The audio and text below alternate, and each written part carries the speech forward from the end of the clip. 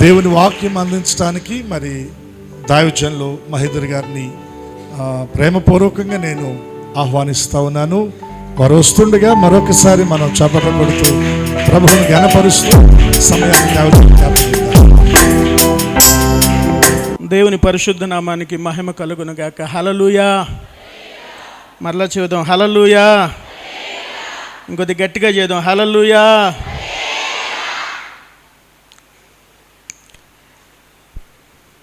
మరి ఈ యొక్క సంపూర్ణ ఉపవాస ప్రార్థనలకు నన్ను ఎంతగానో ప్రేమతో ఆహ్వానించిన దైవజనులు రమేష్ గారికి, వారి కుటుంబానికి ప్రత్యేకమైన ప్రేమపూర్వక వందనాలు చెల్లిస్తున్నాం.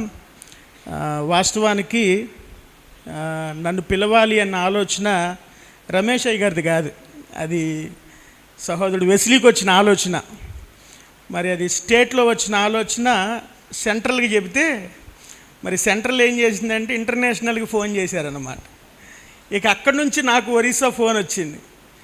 ఇక మోజేస్ అయ్య గారి ద్వారా ఫోన్ వచ్చినప్పుడు, మోజేస్ అయ్య గారి ద్వారా కాల్ వచ్చినప్పుడు మనం నో చెప్పడానికి అసలు ఏమాత్రం సరిపోయిన వాళ్ళం కాదు.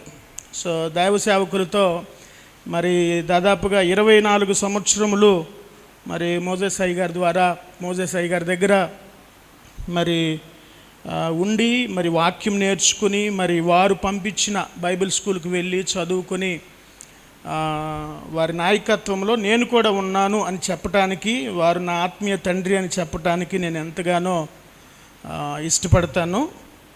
మరి వారిని బట్టి మనం అందరం ఒకసారి దేవునికి స్తోత్రం చేద్దాం, హల్లెలూయా. మరి తరువాత ఇక్కడున్న సేవకులు, అయ్యా మీకు కూడా ప్రత్యేకమైన వందనవచనాలు. దేవుడు మిమ్మల్ని, మీ పరిచర్యలను, మీ కుటుంబాలను ఆశీర్వదించునుగాక. మీరందరూ కూడా నాకన్నా అనుభవం కలిగిన సేవకులని నాకు తెలుసు. దేవుడు మరి అనుభవం కలిగిన సేవకుల మధ్యలో నన్ను నిలబెట్టి ఆయన మాటలు అందించడాన్ని బట్టి నేను ఎంతగానో సంతోషిస్తూ ఉన్నాను. మరి అదేవిధంగా నిన్న ఉదయకాల సమయంలో మరి వాక్యం అందించిన భానుప్రసాద్ పాస్టర్ గారికి, అదేవిధంగా రాత్రికాల సమయంలో వాక్యం అందించిన ప్రసాద్ పాస్టర్ గారికి, వారి కుటుంబాలకు, వారి పరిచర్యలకు కూడా ప్రత్యేకమైన నా ప్రేమపూర్వక వందనాలు నేను తెలియజేస్తూ ఉన్నాను. చివరిగా సంఘం అంతటికి కూడా నా వందనాలు. హల్లెలూయా. మిమ్మల్ని చూస్తుంటే నేను పరలోకంలో ఉన్నట్లు నాకు అనిపిస్తుంది. లోపలికి రాగానే మరి ఆరాధన జరిపించిన సేవకులు చాలా అద్భుతంగా జరిగిస్తూ ఉన్నప్పుడు, మిమ్మల్ని అందరినీ చూస్తూ ఉన్నప్పుడు, మీ మధ్యలో దేవుడుంచిన ఉజ్జీవాన్ని చూస్తూ ఉన్నప్పుడు నిజంగా నాకు చాలా సంతోషం అనిపించింది. నేను ఒక మందిరంలో కాదు, ఒక పరలోకంలో ఉన్నానన్న అనుభవం దేవుడు నాకు అనుగ్రహించాడు. హల్లెలూయా. మంచిది, కొద్దిసేపు దేవుని యొక్క వాక్యాన్ని మనం ధ్యానం చేసుకుందాం. ఈ ఉదయకాల సమయంలో ఏ వాక్యం అందించాలని నేను ప్రార్థన చేస్తూ ఉన్నప్పుడు దైవ సేవకులు రమేష్ గారు మరి ప్రింట్ చేసిన ఆ యొక్క పాంప్లెంట్, దాంట్లో ఉన్న ఒక వాక్య భాగం నన్ను ఎంతగానో ఆకర్షించింది. ఆ వాక్య భాగాన్ని ఈ మధ్యాహ్న కాల సమయంలో మీ అందరితో కలిసి నేను ధ్యానం చేయాలని ఇష్టపడుతూ ఉన్నాను. ఎవరైనా ఓపెన్ చేస్తారా? గుర్తుందా? చూసారా? పాంప్లెంట్ చూసారా? 2వ దినవృత్తాంతాల గ్రంథము అధ్యాయం విశ్వాసులకు వదిలిపెడదాం. పాస్టర్ గారు పుస్తకం పేరు చెప్పారు కదా, అధ్యాయం విశ్వాసులకు వదిలిపెడదాం. అయ్యా మీరు విశ్వాసులా, సేవకులా? మరి మీ పాస్టర్ గారు ప్రతిరోజు దాన్ని స్టేటస్లో పెట్టారు. హల్లెలూయా. ప్రతిరోజు, అది పెట్టనటువంటి రోజు అనేది లేదు. దాదాపుగా నెల రోజుల నుంచి ప్రతిరోజు ఆ పాంప్లెంటు వాట్సాప్ స్టేటస్లో వస్తూ ఉన్నది. గుర్తుందా? అధ్యాయం గుర్తుందా? 20వ అధ్యాయము. ఓకే, ఎన్నో వచనం? 13వ వచనం. ఓకే, చదువుదాం. అందరం కలిసి చదువుదాం ఈ మాట. ఓకే, 2వ దినవృత్తాంతముల గ్రంథము 20వ అధ్యాయము 13వ వచనం. అందరం కలిసి చదువుదాం. యూదా వారందరూ తమ శిశువులతోనూ, భార్యలతోనూ, పిల్లలతోనూ యెహోవా సన్నిధిని నిలువబడిరి. తండ్రి మీకు వందనాలు చెల్లిస్తూ ఉన్నాం. ఈ మధ్యాహ్న కాల సమయంలో మేమందరము మీ పాద సన్నిధికి వస్తూ ఉన్నాం. ప్రభువా, చదవబడిన వాక్యాన్ని మీరు దీవించండి. ఈ వాక్యములో నుంచి మాతో మీరు మాట్లాడమని ప్రార్థన చేస్తూ ఉన్నాం. నన్ను మరుగుపరచండి, మీరు మాట్లాడమని ప్రార్థన చేస్తూ ఉన్నాం. తండ్రి, ఇది మీరు మాట్లాడే సమయము, మేము నేర్చుకునే సమయము. మీ స్వరాన్ని మీరు మాకు వినిపించమని ప్రార్థన చేస్తూ ఉన్నాం. ప్రతి ఒక్కరితోనూ మీరు మాట్లాడమని ప్రార్థన చేస్తూ ఉన్నాం. ప్రతి ఒక్కరి జీవితంలో ఈ మధ్యాహ్న కాల సమయంలో నీ కార్యము జరిగించమని ప్రార్థన చేస్తూ ఉన్నాం. ఏ ఒక్కరము ప్రభువా ఏ రీతిగా వచ్చామో ఆ రీతిగా వెళ్ళకుండా నీ వాక్యాన్ని మోసుకు వెళ్ళే జనులుగా, నీ మాటలను తీసుకువెళ్ళే జనులుగా మీరు మమ్మల్ని చేయమని ప్రార్థన చేస్తూ ఉన్నాం. వాక్యము ధారాళముగా రాకుండా ఆపటానికి ప్రయత్నిస్తున్న ప్రతి విధమైన దుష్ట శక్తులను యేసు నామములో బంధిస్తూ మమ్మల్ని అందరినీ మీ చేతులకి అప్పగించుకుంటూ మీరు మాతో మాట్లాడమని, సమస్త మహిమ ఘనత ప్రభావాలు మీకు ఆరోపిస్తూ యేసయ్య ఉన్నతమైన నామములో ఈ ప్రార్థన అడిగి వేడుకుంటున్నాం మా ప్రియ పరలోకపు తండ్రి. హల్లెలూయా.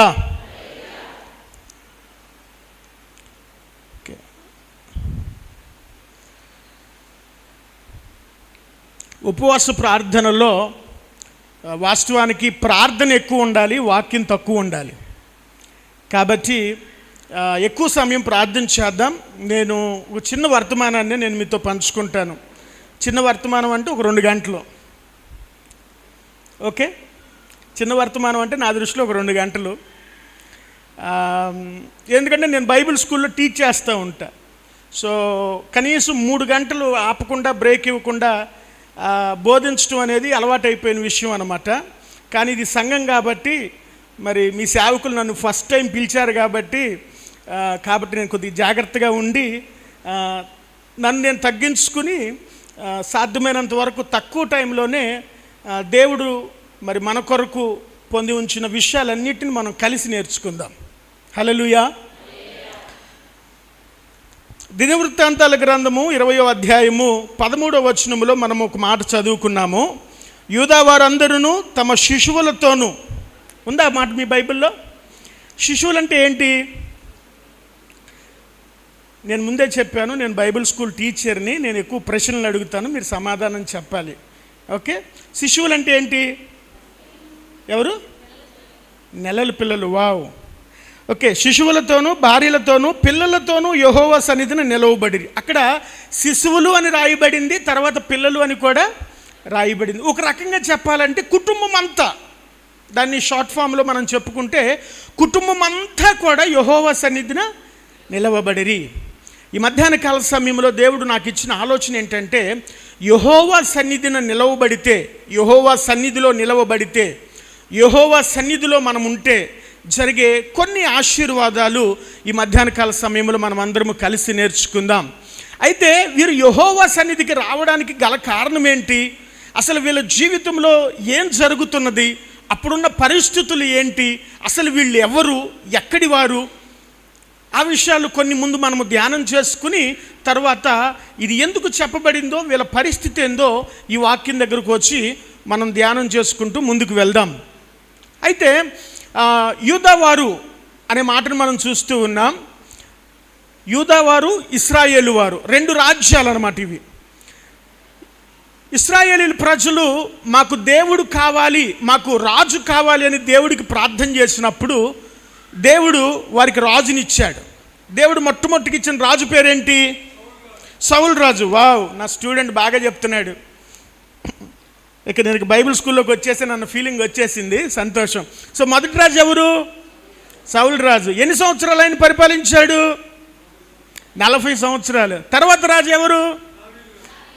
దావీదు రాజు. వీళ్ళకి అక్కర్లేదండి ఇవన్నీ కూడా. దావీదు రాజు. దేవుడు 2వ రాజుగా దావీదును నియమించి 40 సంవత్సరములు పరిపాలన చేయించాడు. తర్వాత మరొక రాజుని దేవుడు నియమించాడు, ఆయన పేరు సొలొమోను రాజు. ఈ రాజు ఎన్ని సంవత్సరములు పరిపాలించాడు చెప్పాలి? అయ్యే మా స్టూడెంట్ మాట తగ్గిపోయింది ఎవరో కానీ ఇందాకడ. ఎన్ని సంవత్సరాలు? ఈయన కూడా 40 సంవత్సరాలు. ఓకే, గుర్తుపెట్టుకోండి, 40 గుర్తుంటుందా? ఈ ముగ్గురు పరిపాలించిన తరువాత రాజ్యము 2 ముక్కలైపోయింది. ఎన్ని ముక్కలైపోయింది? మన తెలుగు, మన ఆంధ్ర, తెలంగాణ చీలిపోయినట్లుగా చీలిపోయిందన్నమాట. చీలిపోయిన తరువాత యూదా రాజ్యాన్ని 20 మంది రాజులు పరిపాలించారు. ఎంతమంది రాజులు? తర్వాత ఇశ్రాయేలు రాజ్యమును 19 మంది రాజులు పరిపాలించారు. ఎంతమంది? ఈ 19 మంది రాజులు కూడా చెడ్డవారు అని బైబిల్ తెలియజేస్తుంది. ఇశ్రాయేలీల ప్రజల్ని పరిపాలించిన రాజులు 20 మంది కూడా చెడ్డవారట. అయితే యూదాని పరిపాలించిన రాజులు 19 మంది ఉంటే అందులో 6 రాజులు చాలా మంచివారు. దేవునికి స్తోత్రం చెప్పండి. ఈ 6 మంచి రాజుల్లో ఒక రాజు ఈ యెహోషువపాతు రాజు. ఈ ప్రజలు, యూదా ప్రజలు యెహోవా సన్నిధిని నిలబడినప్పుడు వారిని పరిపాలిస్తున్న రాజు పేరు యెహోషువపాతు. యెహోషువపాతు అనే మాటకు అర్థం ఏంటంటే దేవుడే న్యాయము తీర్చును. ఏంట మాటకు అర్థము? దేవుడే న్యాయము తీర్చును. యెహోషువపాతు రాజు మంచివాడు అని చెప్పబడుతూ ఉన్నది. ఒకవేళ మీలో ఎవరికైనా సరే ఈ రాజుల గురించి, వాటి చరిత్ర గురించి, వారు ఎప్పుడు పరిపాలించారు, ఎన్ని సంవత్సరాలు పరిపాలించారు, మంచి రాజు ఎవరు, చెడ్డరాజు ఎవరు, అసలు ఈ రాజుల చరిత్ర ఎక్కడెక్కడ మనకి కనబడుతుంది అనే విషయాలు మీరు ఎవరైనా నేర్చుకోవాలి, తెలుసుకోవాలి అని అనుకుంటే మరి సహోదరుడు వెస్లీని మీరు అడగండి, నేను తనకు ఆ ఇన్ఫర్మేషన్ అనేది ఇస్తాను. ఓకే. ఈ యెహోషువపాతు రాజు 25 సంవత్సరాలు పరిపాలించాడు యూదా రాజ్యాన్ని. యెహోషువపాతు గురించి మరి ఇక్కడున్న సీనియర్ సేవకులు అందరూ కూడా మరి వారి వారి సంఘాలలో మరి చాలాసార్లు ప్రసంగించుంటారు. కానీ ఈ మధ్యాహ్న కాల సమయంలో యెహోషువపాతు జీవితాన్ని, ఆయన జీవితంలో ఉన్న కొన్ని మంచి లక్షణాలు మీ ముందు ఉంచాలని నేను ఇష్టపడుతూ ఉన్నాను. తర్వాత యెహోవా సన్నిధిని నిలిచిన యూదా వారందరి జీవితంలో జరిగిన ఆశీర్వాదాన్ని ఒక 4 విషయాలు మీ ముందు నేను ఉంచాలని ఇష్టపడుతూ ఉన్నాను. ఒకసారి యెహోషువపాతు గురించి మనము జాగ్రత్తగా పరిశీలించినట్లయితే అతని యొక్క చరిత్ర 17వ అధ్యాయంలో ప్రారంభించబడుతుంది. ఏ పుస్తకము? 2వ దినవృత్తాంతాల గ్రంథం. మనం 2వ దినవృత్తాంతాల గ్రంథంలోనే ఉంటాము, ఎక్కడికి వెళ్ళం. ఆది కాండం, ప్రకటన గ్రంథం వరకు మనం మధ్యలో ఎక్కడికి తిరగవలసిన ప్రయాస లేదు. మనం 2వ దినవృత్తాంతాల గ్రంథంలోనే ఎక్కువసేపు ఈరోజు ఉంటాం. ఓకే. సో 17వ అధ్యాయంలో యెహోషువపాతు జీవితంలో ఉన్న కొన్ని మంచి విషయాలు ఈరోజు మనం నేర్చుకుందాము. 3వ వచనం జాగ్రత్తగా మనం చదువుకుందాం. యెహోషువపాతు గురించి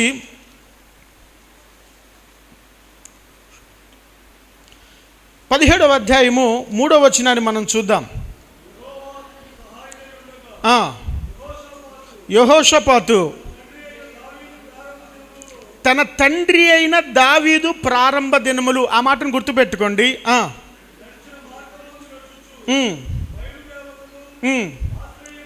ఆశ్రయింపక తన తండ్రి దేవుణ్ణి ఆశ్రయించుచు, ఈ మాటను కూడా గుర్తుపెట్టుకోండి.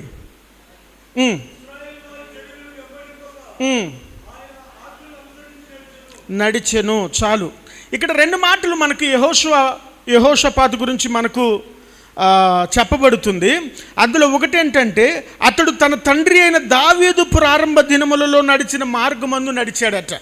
దేవునికి స్తోత్రం చెప్పండి. దావీదు ప్రారంభ దినాలంటే ఏవి? దావీదు గురించి మనకు మొదటి సమూయేలు గ్రంథంలో కనపడిద్ది, అక్కడికి వెళ్ళొద్దు. మనకి ఎప్పుడు దావీదు మనకు ప్రత్యక్షమవుతాడంటే సమూయేలు ప్రవక్త దావీదుని అభిషేకించడానికి మనకి కనబడుతుంది. ఓకే. ఆ స్టోరీ వాళ్ళ ఇంటికి వెళ్ళినప్పుడు మరి యెషయి కుమారులు ఒక్కొక్కరు వచ్చినప్పుడు మరి లాస్ట్న ఉన్న వ్యక్తి దావీదు అని మనకి కనబడుతుంది. అసలు అంతకుముందు దావీదు యొక్క చరిత్ర, అప్పటికి దావీదు యవన ప్రాయంలో ఉన్న వ్యక్తి, మనకి కనపడదు. కానీ దావీదు యొక్క జీవితాన్ని గురించి చరిత్ర ఏం తెలియజేస్తూ ఉన్నదంటే అతడు గొర్రెలు కాచుకునేటప్పుడు అతనికి ఉన్న ఒక మంచి లక్షణం ఏంటంటే దేవుణ్ణి ఆరాధించే లక్షణం. హల్లెలూయా. ఒక భక్తుడు దావీదు గురించి చెబుతూ ఏమంటాడంటే దావీదు ఆరాధన చేస్తూ ఉన్న సమయంలో దేవుడు కూడా తను మైమరిచిపోయేవాడట. దేవునికి స్తోత్రం. హల్లెలూయా. ఎప్పుడైతే లూసిఫర్ తన యొక్క పనిని మరి వదిలిపెట్టేసి గర్విష్ఠ అయిపోయి కిందకి వచ్చేసాడో మరి దేవునికి ఇష్టమైన వాటిల్లో ఒకటి ఏంటంటే ఆయన్ని ఆరాధించటం, ఆయన్ని మహిమపరచటం, ఆయన్ని స్తుతించటం దేవునికి బాగా ఇష్టమైంది.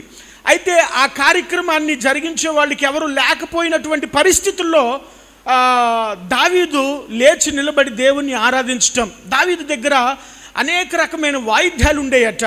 ఒక్కొక్క రోజు ఒక్కొక్క వాయిద్యంతో దేవుణ్ణి ఆరాధిస్తూ ఉంటే ఒక భక్తుడు చెప్పిన మాట, దేవుడే మైమరిచిపోయేటట్లుగా దావీదు యొక్క ఆరాధన జీవితం ఉండేదట. ఎందుకు ఈ మాట నేను జ్ఞాపకం చేస్తూ ఉన్నానంటే, దావీదు దేవుని ఆరాధిస్తూ ఉన్న దినములలో నమ్మకముగాను, పరిశుద్ధముగాను, యథార్థతగాను అతడు జీవించటం మొదలుపెట్టాడు. ఎప్పుడైతే అటువంటి జీవితాన్ని దేవుడు దావీదులో గమనించాడో, అతడు చిన్న వయసు అయినప్పటికీ కూడా దేవుడు దావీదుని రాజుగా చేయాలని ఇష్టపడ్డాడు. దేవునికి స్తోత్రం చెబుదాం. అయితే అటువంటి ప్రారంభ దినాలలో ఉన్న దావీదు జీవితము ఎలాగున్నదో అదే రీతిగా ఈ యెహోషాపాతు ఆ రీతిగా జీవించడానికి ఇష్టపడ్డాడు. అందులో మనం చదువుకున్న ఇంకొక మాట మనకి ఏమని కనబడుతుందంటే 4వ వచనంలో చాలా ప్రాముఖ్యమైన మాట, అతడు తన తండ్రి దేవుణ్ణి ఆశ్రయించాడు. ఎవరిని ఆశ్రయించాడు? తన తండ్రి దేవుణ్ణి ఆశ్రయించాడు. ఇది చాలా ప్రాముఖ్యమైన మాట. తల్లిదండ్రులారా చాలా జాగ్రత్తగా గమనించండి ఈ విషయాన్ని. యెహోషాపాతు జీవితంలో యెహోషాపాతుకి తన తల్లిదండ్రులు తన దేవుని గురించి చెబుతూ వచ్చారు. మన దేవుడు సర్వసృష్టికర్త, ఆయన ప్రకృతిని, ఆయన సర్వాన్ని, సృష్టిని నిర్మించిన దేవుడు, మానవుని తన చేతులతో నిర్మించిన దేవుడు. ఇశ్రాయేలీయుల ప్రజలు ఐగుప్తు దేశంలో బంధకాల్లో ఉన్నప్పుడు వారు మొర్రపెట్టినప్పుడు వారికి విడుదల కలగజేసిన దేవుడు. ఎర్ర సముద్రము ఎదురొచ్చినప్పుడు పాయలు చేసిన దేవుడు. యోర్దాను నది వచ్చినప్పుడు దాన్ని విభజించిన దేవుడు, ఏకరాశిగా దాన్ని చేసిన దేవుడు.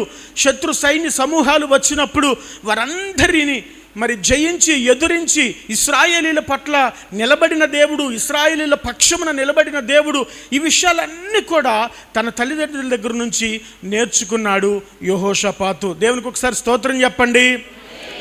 ఈ మాటను నేను ఎందుకు మీకు జ్ఞాపకం చేస్తున్నానంటే, ప్రియమైన దేవుని జనాంగమా, ఇక్కడ చాలామంది తల్లులు తండ్రులు నాకు కనబడుతూ ఉన్నారు.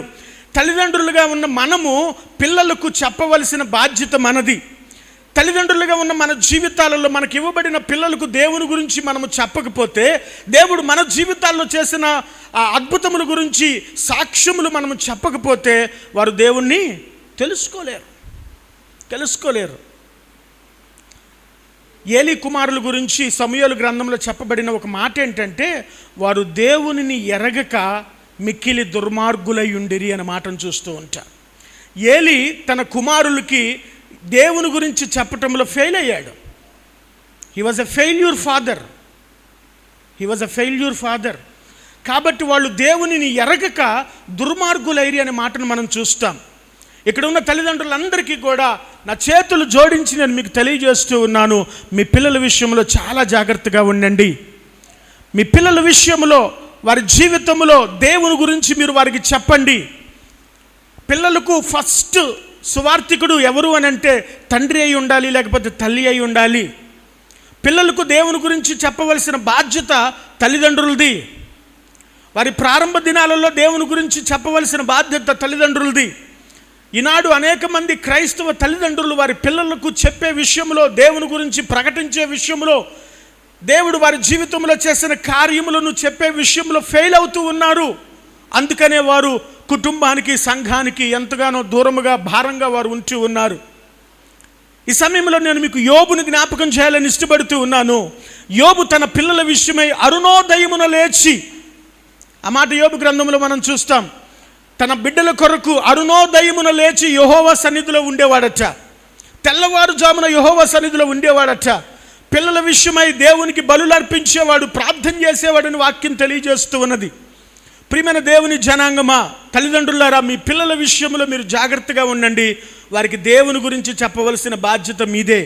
దేవునిలో నడిపించవలసిన బాధ్యత మీదే.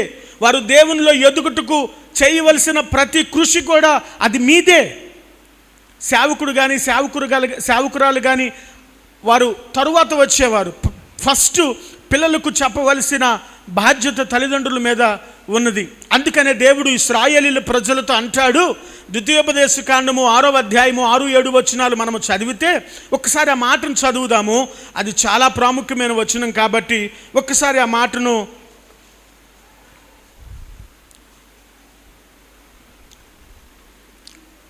ఇశ్రాయేలు ప్రజలతో దేవుడు మాట్లాడుతూ ఉన్నాడు. ద్వితీయోపదేశ కాండము 6వ అధ్యాయము 6-7 వచనాలు.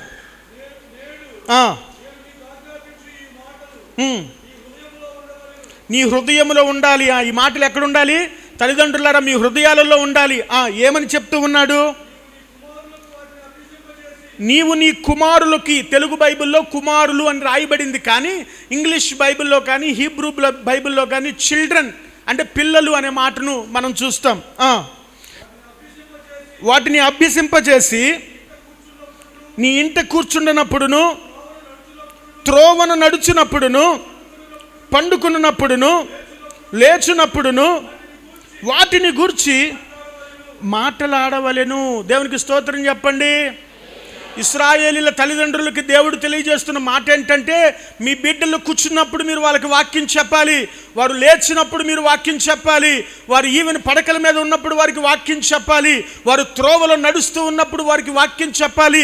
దేవుడు ఏమై ఉన్నాడో, దేవుడు ఏమి చేసి ఉన్నాడో అది మీ బిడ్డలకు మీరు చెప్పాలి. అది మీ బాధ్యత. పెళ్ళైన తర్వాత కొంతమందికి పిల్లలు ఆలస్యంగా పుడతారు, కొంతమందికి పుట్టరు. వాళ్ళ యొక్క కష్టం అంతా ఇంత కాదు, వారి కన్నీరు అంతా ఇంత కాదు, వారు పడుతున్న శ్రమ కుటుంబంలో నుంచి, అత్తమామల దగ్గర నుంచి, తల్లిదండ్రుల దగ్గర నుంచి వాళ్ళు ఎదుర్కొనే నింద అంతా ఇంత కాదు. కానీ బిడ్డలు పుట్టి వాళ్ళు దేవునికి దూరం అవ్వటం కన్నా బిడ్డలు లేకుండా ఉండటం ఒక్కొక్కసారి మంచిది. ఒకవేళ దేవుడు బిడ్డలను అనుగ్రహిస్తే వారిని మాత్రం ఖచ్చితంగా దేవునిలో నడపాలి. అందుకనే హన్నాతో ఎల్కానా అంటాడు, నీకు 10 మంది కుమారుల కంటే నేను నీకు శ్రేష్టమైన వ్యక్తిని కాదా?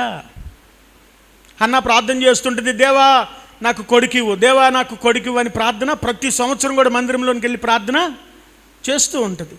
కానీ దేవుడు ఇవ్వలా. ఇచ్చాడా? దేవుడు అడుగుతూ ఉంటాడు, హన్నా అడుగుతూ ఉంటుంది, దేవా నాకు కుమారుని ఇవ్వు. దేవుడు అంటూ ఉన్నాడు, నాకు కూడా కుమారుడు కావాలి. దేవుడు ఏమంటున్నాడు? దేవుడికి ఎందుకు కుమారుడు? హన్నాకి కుమారుడు ఎందుకు కావాలి అని అంటే, గొడ్రాలు అని పిలుస్తూ ఉన్నారని, లేకపోతే నీకు పిల్లలు లేరని చెప్పి చిన్న చూపు చూస్తున్నారని కొడుకుని అడుగుతుంది కదా. మరి దేవుడు అంటూ ఉన్నాడు, నాకు కూడా కొడుకు కావాలని. దేవుడికి ఎందుకు కొడుకు? ఎందుకు? ఏలి యొక్క కుమారులు దుర్మార్గులు అయిపోయారు, పరిచర్య వాళ్ళు చేయట్లేదు, పరిచర్యకు నాకు కొడుకు కావాలి. ఇప్పుడు హన్నా ప్రార్థన ఎలా మారిందంటే, దేవా నీవు నాకు కొడుకునిస్తే నేను మరలా అతన్ని నీకు. ఆ ప్రార్థనకి దేవుడు సమాధానం ఇచ్చాడు. హల్లెలూయా. దేవుడు ఆ ప్రార్థనకు, హన్నా చేసిన ఆ ప్రార్థనకు, నాకు ఒక్క కొడుకునివ్వయ్యా, నేను అతడు పాలు విడిచిన తర్వాత తీసుకొచ్చి నీ మందిరంలో నేను అతన్ని వదిలిపెడతాను. వదిలిపెట్టిందా? వదిలిపెట్టలేదా? వదిలిపెట్టిన తరువాత దేవుడు హన్నాకు కుమారులను కుమార్తెలను అనుగ్రహించాడని మనం చూస్తాం. హల్లెలూయా. ఎందుకు ఈ మాట నేను తెలియజేస్తూ ఉన్నానంటే, దేవుడు మనలను ప్రేమించి, దేవుడు మనలను నమ్మి బిడ్డలను మనకి ఇస్తే వారికి దేవుని గురించి చెప్పవలసిన బాధ్యత మన మీద ఉన్నది. మన బిడ్డలకు మనం వాక్యం చెప్పకపోతే, మన బిడ్డలు మనము దేవుని గురించి చెప్పకపోతే ఇంకెవరు చెబుతారండి? కాబట్టి తల్లిదండ్రులారా ఈ మాటను జ్ఞాపకం ఉంచుకోండి. యెహోషాపాతు తన తండ్రి అనుసరించిన దేవుడు, తన తండ్రి అనుసరించిన మార్గము, తన తండ్రి ఆశ్రయించిన దేవుణ్ణి అతడు ఆశ్రయించడం మొదలుపెట్టాడు. నేను ఇంకొక మాట చెప్పి ముందుకు వెళ్ళాలని ఇష్టపడుతూ ఉన్నాను. సుసన్నా వెస్లీ అనే ఒక స్త్రీ ఉంది. తెలుసా మీకు ఎవరైనా? సుసన్నా వెస్లీ విన్నారా ఆ పేరు ఎప్పుడైనా? మీకు వెస్లీ తెలుసుంటాడు, కానీ సుసన్నా వెస్లీ తెలియకపోవచ్చు. సుసన్నా వెస్లీ ఎవరు అని అంటే, జాన్ వెస్లీ వాళ్ళ అమ్మగారు. ఇక్కడ ఎవరైనా సుసన్నా ఉన్నారా? ఉన్నారా? అమ్మ నువ్వేనా? ఓకే. సుసన్నా వెస్లీ ఎవరు అంటే జాన్ వెస్లీ గారి యొక్క అమ్మగారు. ఇప్పుడు జాన్ వెస్లీ ఎవరు? మన రాజమండ్రి సేవకులు కాదు. జాన్ వెస్లీ ఎవరంటే ఇంగ్లాండ్ దేశంలో తన ప్రసంగాలతో ఉజ్జీవాన్ని తీసుకువచ్చిన దైవజనుడు. హల్లెలూయా. తన ప్రసంగాలతో దేశాన్ని కదిలించిన దైవజనుడు. అమెరికా దేశంలో స్కాట్లాండ్ దేశంలో, ఇంగ్లాండ్ దేశంలో ప్రసంగాలు చేసి లక్షల మంది ప్రజలను రక్షణలోనికి నడిపించిన గొప్ప దైవజనుడు జాన్ వెస్లీ. ఈ జాన్ వెస్లీ వాళ్ళ తల్లిగారు సుసన్నా వెస్లీ. ఈమెకు 19 మంది బిడ్డలు. 19 మంది బిడ్డలు అయితే 9 మంది బిడ్డలు ప్రారంభంలోనే చనిపోయారు. పుట్టిన తర్వాత 10 మంది బిడ్డలు మాత్రమే బ్రతికారు. ఈ తల్లిగారి గురించి చెప్పబడుతున్న ఒక సాక్ష్యం ఏంటంటే, ఆ 10 మంది బ్రతికిన బిడ్డల కొరకు రోజు కూడా, ప్రతిరోజు అనుదినము ఒక్కొక్క బిడ్డ కొరకు ఒక్కొక్క గంట సేపు ప్రార్థన చేసేదట. దేవునికి స్తోత్రం చెప్పండి. రోజుకి 10 గంటలు కేవలము తన బిడ్డల కొరకు ప్రార్థన చేయటంలో కేటాయించిన గొప్ప తల్లి సుసన్నా వెస్లీ. ఎందుకు ఈ మాట నేను తెలియజేస్తూ ఉన్నానంటే, ఆమె చేసిన ప్రార్థన, బిడ్డలకు ఆమె నేర్పిన భక్తి, అది బిడ్డల జీవితంలో వ్యర్థముగా పోలేదు.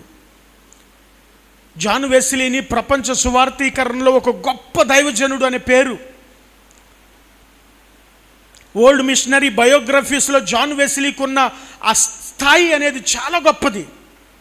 అతన్ని అంత స్థాయికి తీసుకువెళ్ళగలిగింది ఏదైనా ఉన్నది అని అంటే 2 విషయాలు. ఒకటి, తన తల్లి తనకు నేర్పించిన భక్తి. రెండవది, తన తల్లి తన కొరకు చేసిన ప్రార్థన. తల్లిదండ్రులారా, మరలా ఈ మాట నేను జ్ఞాపకం చేస్తూ ఉన్నాను. మీరు చాలామంది ఉపవాసం ఉండి ప్రార్థన చేస్తున్నారు. మీ బిడ్డల కొరకు మీరు ప్రార్థన చేయాలి. మీ బిడ్డల కొరకు మీరు కన్నీరు కార్చాలి.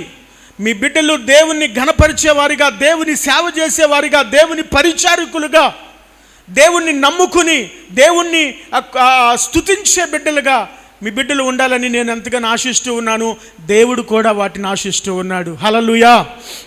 యెహోషాపాతు తన జీవితంలో తాను చేసిన మొట్టమొదటి విషయం ఏంటంటే, తన తండ్రి నడిచిన మార్గము, తన తండ్రి ఆశ్రయించిన దేవుణ్ణి ఆశ్రయించటం. రెండవది, ఇతని జీవితంలో మనం జాగ్రత్తగా గమనించుకుంటూ ముందుకు వెళ్తే ఈ 17వ అధ్యాయంలోనే ఇంకొక మాటను మనం చూడవచ్చు. 6వ వచనాన్ని మనం జాగ్రత్తగా గమనిస్తే 6వ వచనంలో ఒక చాలా చక్కని మాట మనకు కనబడుతుంది.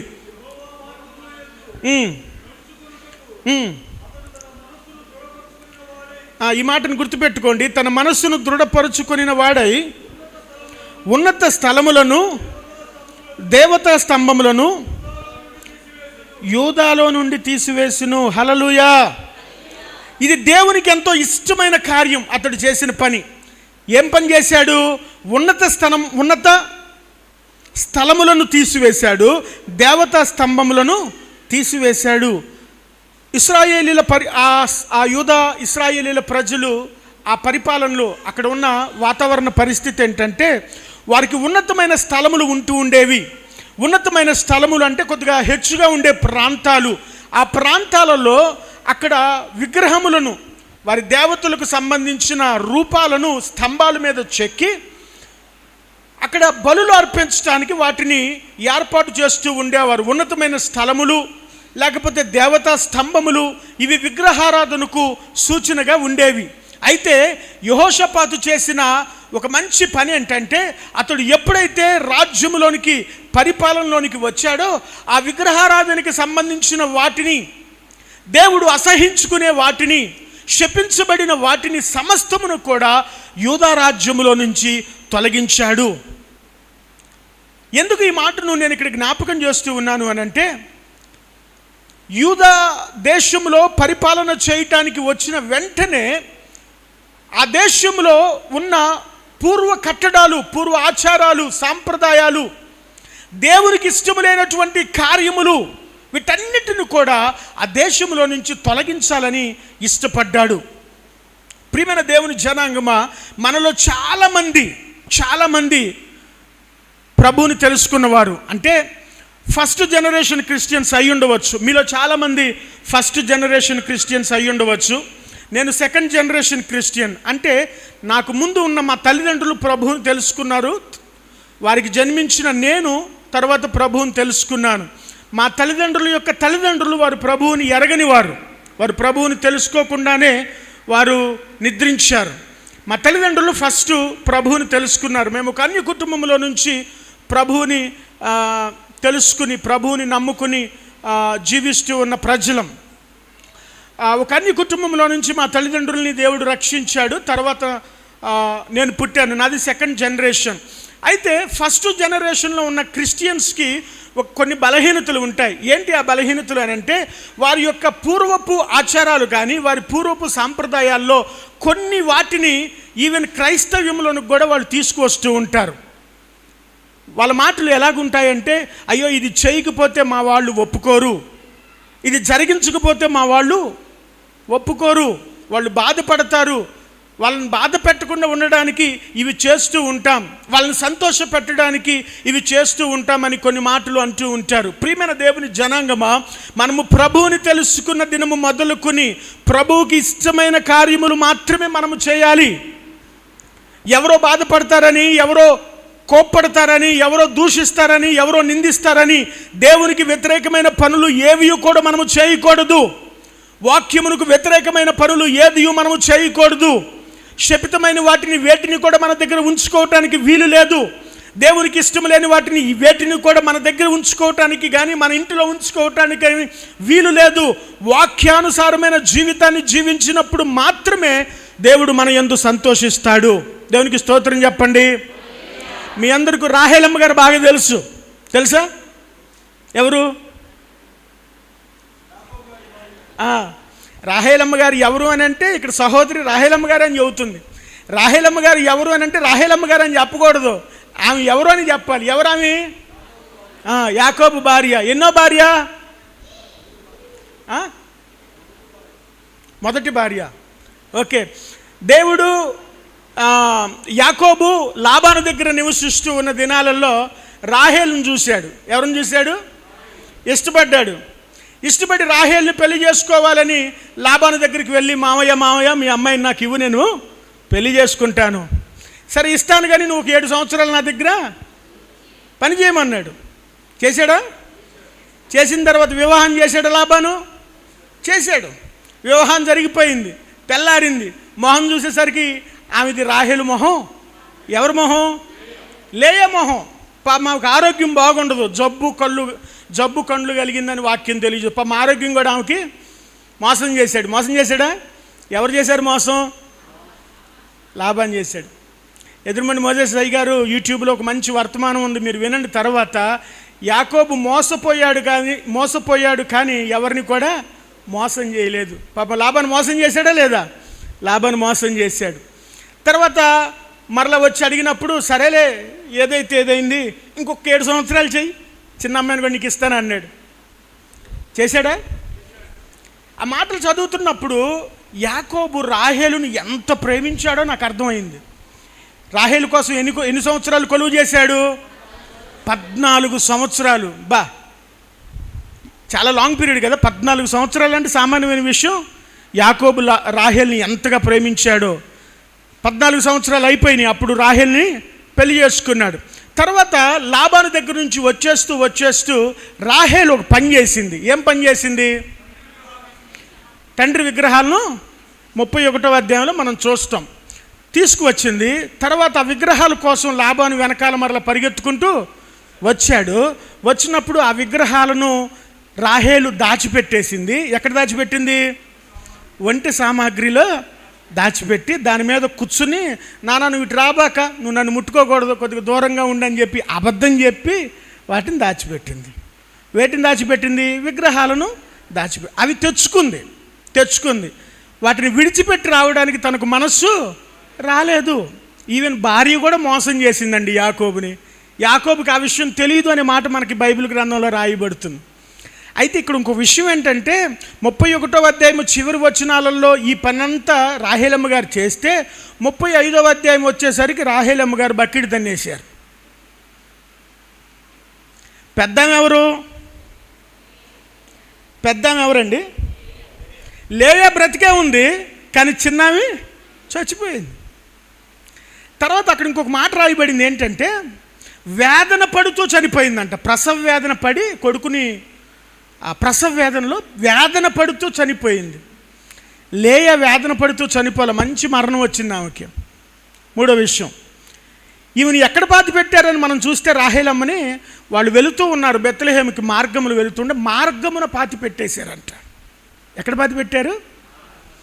మన భాషలో చెప్పాలంటే రోడ్డు పక్కన, మన భాషలో మాట్లాడుకుంటే రోడ్డు పక్కన పడేసి. నాకు అక్కడ ఒక ఆశ్చర్యం వేసింది. 35వ అధ్యాయంలో మీరు తర్వాత చదువుకోండి. ఆ సంఘటన జరిగిన 14 సంవత్సరాలు రాహేలమ్మ కోసం యాకోబు ఎదురు చూసి ఇష్టపడి పెళ్లి చేసుకున్నాడు కదా. చనిపోయినప్పుడు ఒక్క కన్నీటి బొట్టు కూడా యాకోబు కార్చల. చనిపోయింది, రోడ్డు పక్కన పాతి పెట్టేశాడు. పుట్టిన కొడుకు బెంజామిన్ తీసుకున్నాడు, వెళ్ళిపోయాడు ముందుకి. కానీ లేయా ఎక్కడ పాతి పెట్టబడింది? అబ్రహాము షారాల్ని ఎక్కడైతే పాతి పెట్టారో, ఇస్సాకుని రిబ్కాని ఎక్కడైతే పాతి పెట్టారో అక్కడ ఆ సమాధుల్లో లేయాను చనిపోయిన తర్వాత ఉంచారు. లేయా చాలా సంవత్సరాలు బ్రతికి వృద్ధాప్యంలో తను మరణించింది.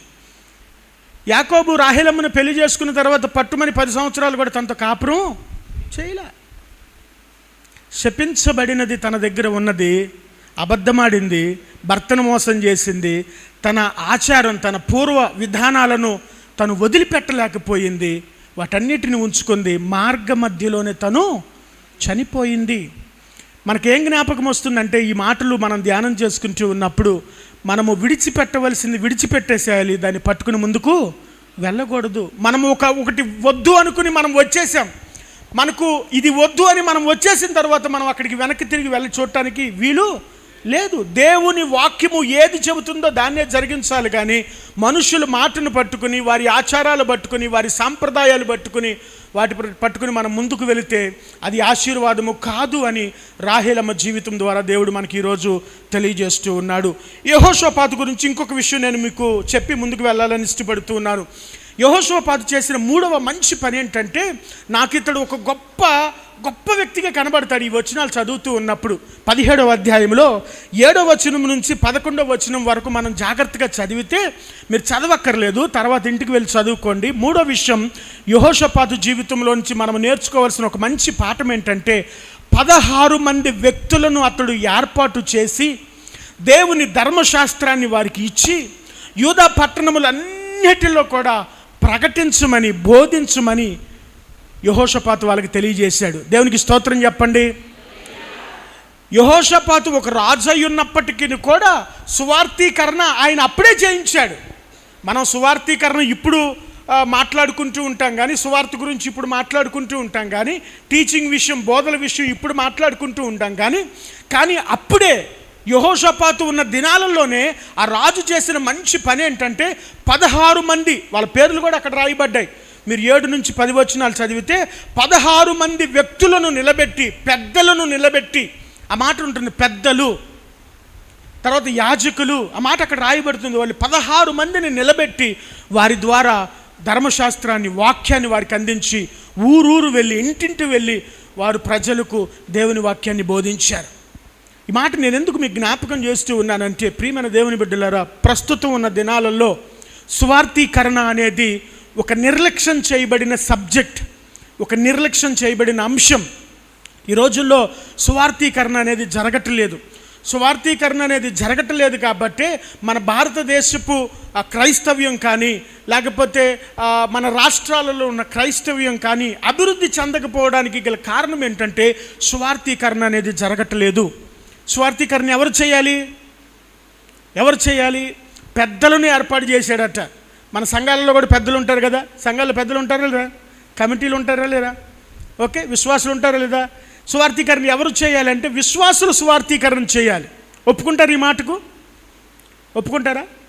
సువార్తీకరణ పాస్టర్ గారు చేయాలా లేకపోతే విశ్వాసులు చేయాలా? చెప్పాలా? మరి ఎంతమందిని చేశారు మీరు? వాక్యము విశ్వాసుల్ని దేంతో పోల్చబడిందంటే, చాలా వాటితో పోల్చబడుతూ గొర్రెలతో పోల్చబడింది కదా.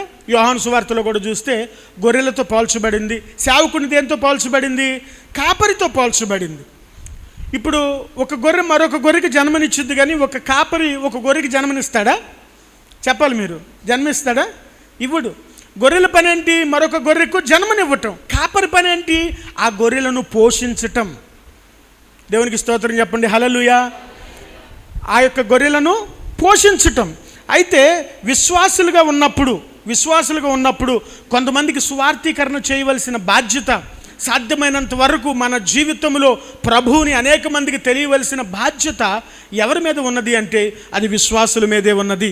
మరి పాస్టర్ గారు ఏం చేస్తారండి అని మీరు అడుగుతారేమో. మీరు ఎవరికైతే సువార్త చెప్తారో వాళ్ళు ఎదగడానికి, వాళ్ళకి ఆత్మీయ ఆహారం ఇస్తూ వాళ్ళను పోషించటానికి కాపరి ఎప్పుడు కూడా ముందు వరుసలో ఉంటాడు. దేవునికి స్తోత్రం చెప్పండి, హల్లెలూయా.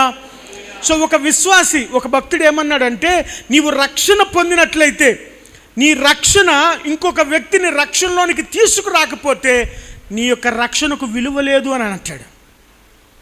ఏమన్నాడు? నీ రక్షణ ఇంకొక వ్యక్తి రక్షణలోనికి తీసుకురాలేకపోతే నీ రక్షణకు విలువ లేదు. ప్రభువుని తెలుసుకున్న నీవు, దేవుణ్ణి అంగీకరించిన నీవు మరికొంతమందిని ప్రభువులోనికి తీసుకురావాల్సిన పని, బాధ్యత దేవుడు నీ భుజాల మీద ఉంచాడు. మీరు ఎంతమందిని తీసుకొచ్చారు? మీరు ఎంతమందికి సువార్థీకరణ చేయగలిగారు? ఒకసారి నేను మిమ్మల్ని ఎవరిని చేయెత్తమని అడగను, ఎవరి జీవితం వాళ్ళకి తెలుసు కాబట్టి ఆ ప్రశ్న నేను మీకే వదిలిపెడుతూ ఉన్నాను. ప్రియమైన దేవుని జనాంగమా, ఈ యొక్క రాజు అనేక మందిని, 16 మందిని నిలబెట్టి ఊరూరికి, గ్రామానికి, ఇంటింటికి, రాజ్యం అంతటా, దేశం అంతటికి కూడా వారికి ధర్మశాస్త్రాన్ని ఇచ్చి వెళ్ళి వాక్యం చెప్పమని, బోధించమని తెలియజేసినట్లుగా మనకు కనబడుతూ ఉన్నది. ఈ లక్షణాన్ని మనం కూడా అలవాటు చేసుకోవాలి. సువార్థీకరణ విషయంలో ముందుండాలి. ఒకవేళ సువార్థీకరణ చేయలేవా, నీవు వెళ్ళలేవా, నీవు కనీసం వెళ్ళేవారి కొరకు ప్రార్థన చేయాలి, వెళ్ళేవారి కొరకు నీవు సహాయం చేయాలి. నీ మట్టుకు నీవు దేవుని రాజ్యం కట్టుట విషయంలో నీ వంతు ఖచ్చితంగా ఉండాలి. నేను రక్షణ పొందానండి, ఆదివారం ప్రార్థనకు వచ్చాను, ఉపవాస ప్రార్థనకు వచ్చాను, స్త్రీల సమాసానికి వచ్చాను అంటే అది సరిపోదు. నీ వంతు దేవుని సేవకునితో, నీ వంతు దేవుని సేవకురాలతో నీవు కలిసి పని చేయాలి, కలిసి ముందుకు వెళ్ళాలి. అప్పుడు మాత్రమే అందరము కలిసి దేవుని రాజ్యం కట్టడానికి వీలుంటుంది. హల్లెలూయా. మీరు గమనించండి, 2025 సంవత్సరంలో ఒక్కరినైనా ప్రభువులోనికి తీసుకొస్తే ఈ మందిరం సరిపోయిద్దా? సరిపోదు. ఇదంతా, ఈ ఖాళీగా ఉన్న ఈ ప్రదేశం అంతా కూడా నింపబడిద్ది అవదా? సంవత్సరంలో 365 రోజుల్లో ఒక వ్యక్తిని ప్రభువులోనికి మీరు నడిపించండి. ప్రభు మిమ్మల్ని బట్టి ఎంత సంతోషిస్తాడో తెలుసా? హల్లెలూయా. కాబట్టి ఈరోజు నేను మీకు ఒక అసైన్మెంట్ ఇస్తా. నేను మీకు ముందే చెప్పానుగా, నేను బైబిల్ స్కూల్ టీచర్నని. మీకు ఒక అసైన్మెంట్ ఇస్తా. ఏంటో తెలుసా? మీ బైబిల్లో ఎక్కడైనా సరే చివరిలో ఒక వ్యక్తి పేరు రాయండి. ఒక వ్యక్తి పేరే. ఆ వ్యక్తి గురించి మీరు ప్రతిరోజు ప్రార్థన చేయండి. మీ గురించి మీరు ప్రార్థన చేసుకోకపోయినా పర్వాలేదు, కానీ ఆ వ్యక్తి గురించి ప్రార్థన చేయండి. ఆ వ్యక్తి ఎవరై ఉండాలి అని అంటే, రక్షణ లేని వ్యక్తి అయి ఉండాలి. ఏ వ్యక్తి అయి ఉండాలి? రక్షణ లేని వ్యక్తి అయి ఉండాలి. రాసుకోండి, ఎవరి పేరైనా రాయండి. ఒకవేళ ఆ వ్యక్తి మీ కుటుంబంలోనే ఉన్నాడు అనుకోండి, పర్వాలా. ఒకవేళ మీ బంధువుల్లో ఉన్నా పర్వాలా. ఒకవేళ మీ గ్రామంలో ఉన్న వ్యక్తి అయినా పర్వాలా. కానీ ఒక పేరు మాత్రం రాయండి. రాస్తారా? తీయండి, మీ బైబిల్స్ తీయండి, బైబిల్లోనే రాయండి. ఎందుకంటే పుస్తకాల్లో రాస్తే ఆ పేపర్ ఎక్కడో పోయిద్ది. బైబిల్లో పేరు రాయటం తప్పేం కాదు, పాపమేం కాదు. అయ్యో రాయొచ్చో రాయకూడదు, ఆ దుర్మార్గుడి పేరు నా బైబిల్లో రాయొచ్చో రాయకూడదని మీరేమనుకోబాకండి. రాయండి, చిన్న అక్షరాలతో ఏదో ఒక మూలం రాసుకోండి. వెనక పేజీలో పటాలు ఉంటాయిగా, ఆ పటాలు అసలు మనం తీస్తామా? ఈ పటాలు మనం తీయం కదా, తీస్తామా? అక్కడైనా రాసుకోండి చిన్న అక్షరాలతో. ఒక పేరు చాలు, ఎక్కువ పేర్లు వద్దు. అమ్మ వెనకున్న వారు రాయట్లా, ఒక్క పేరు రాయండి. సంవత్సరం టైం పెట్టుకోండి. వారికి దేవుని గురించి చెప్పండి, వారి కొరకు ప్రార్థన చేయండి. వాళ్ళు ఎందుకు రారో నేను చూస్తా. రాశారా? ఓకే. మరలా ఉపవాస ప్రార్థన వచ్చే టైంలో దేవుడు మీరు ఎవరి పేర్లు అయితే రాశారో వారందరూ కూడా దేవుని మందిరంలో కనబడుదురుగాక. ఓకే. కన్నీటి ప్రార్థన చేయండి వారి కొరకు, కన్నీటి ప్రార్థన. ఓకే. కన్నీటి ప్రార్థన గురించి ఒక మాట చెబుతాను. మీరు ఒక ప్రార్థన చేసినప్పుడు, ప్రార్థన అంతా అయిపోయిన తర్వాత యేసునామంలో ప్రార్థిస్తున్నాము తండ్రి ఆమెన్ అని అంటారు. అక్కడితో ఆ ప్రార్థన అయిపోతుంది కదా. కానీ మీరు ప్రార్థన చేసేటప్పుడు కన్నీరు కారుస్తారు చూసారా? మీరు కార్చిన కన్నీరు మాత్రము నిత్యము యెహోవా సన్నిధిలో అది మొర్రపెడుతూనే ఉంటుంది.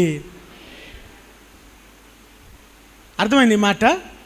మీరు చేసిన ప్రార్థన ఆమెన్తో ముగిసిపోయి ఉండవచ్చు, కానీ మీరు విడిచిన కన్నీరు ఉంటుంది చూసారా, అది మాత్రము నిత్యము యెహోవా సన్నిధిలోనే మొరపెడుతూ ఉంటుంది.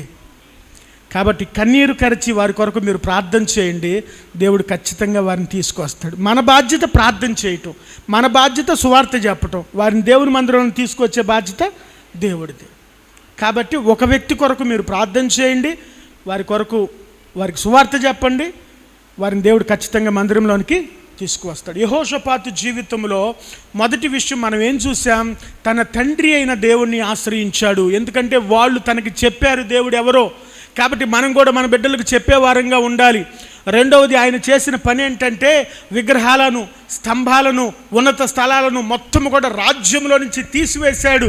మన జీవితాల్లో కూడా మనము పూర్వము మన కుటుంబాలలో, మన ఆచారాలలో, లేకపోతే మన సాంప్రదాయాల్లో ఉన్న ఆలోచనలు, అటువంటి వస్తువులు కానీ, అటువంటి సాంప్రదాయాలు కానీ ఒకవేళ మనలో ఇప్పుడు ప్రస్తుతం అవి మనల్ని పరిపాలించడానికి, రూల్ చేయడానికి అవకాశము లేదు. వాక్యము ఏది చెబుతుందో దాని ప్రకారమే మనం ఖచ్చితంగా చేయవలసిన వారము అయి ఉన్నాం. మూడవదిగా ఇతడు ఏం చేస్తూ ఉన్నాడు అని అంటే, ఇతడు ఈ యాజకులను, పెద్దలను నిలబెట్టి యూదాదేశం అంతా కూడా వాక్యం చెప్పేటట్లుగా ఇతడు చేస్తూ ఉన్నాడు. ఇంకొక మాట నేను చెప్పి ముందున్న వాక్య భాగంలోనికి నేను మిమ్మల్ని తీసుకువెళ్ళాలని ఇష్టపడుతూ ఉన్నాను. ఇతడు చేసిన ఇంకొక మంచి పని ఏంటంటే,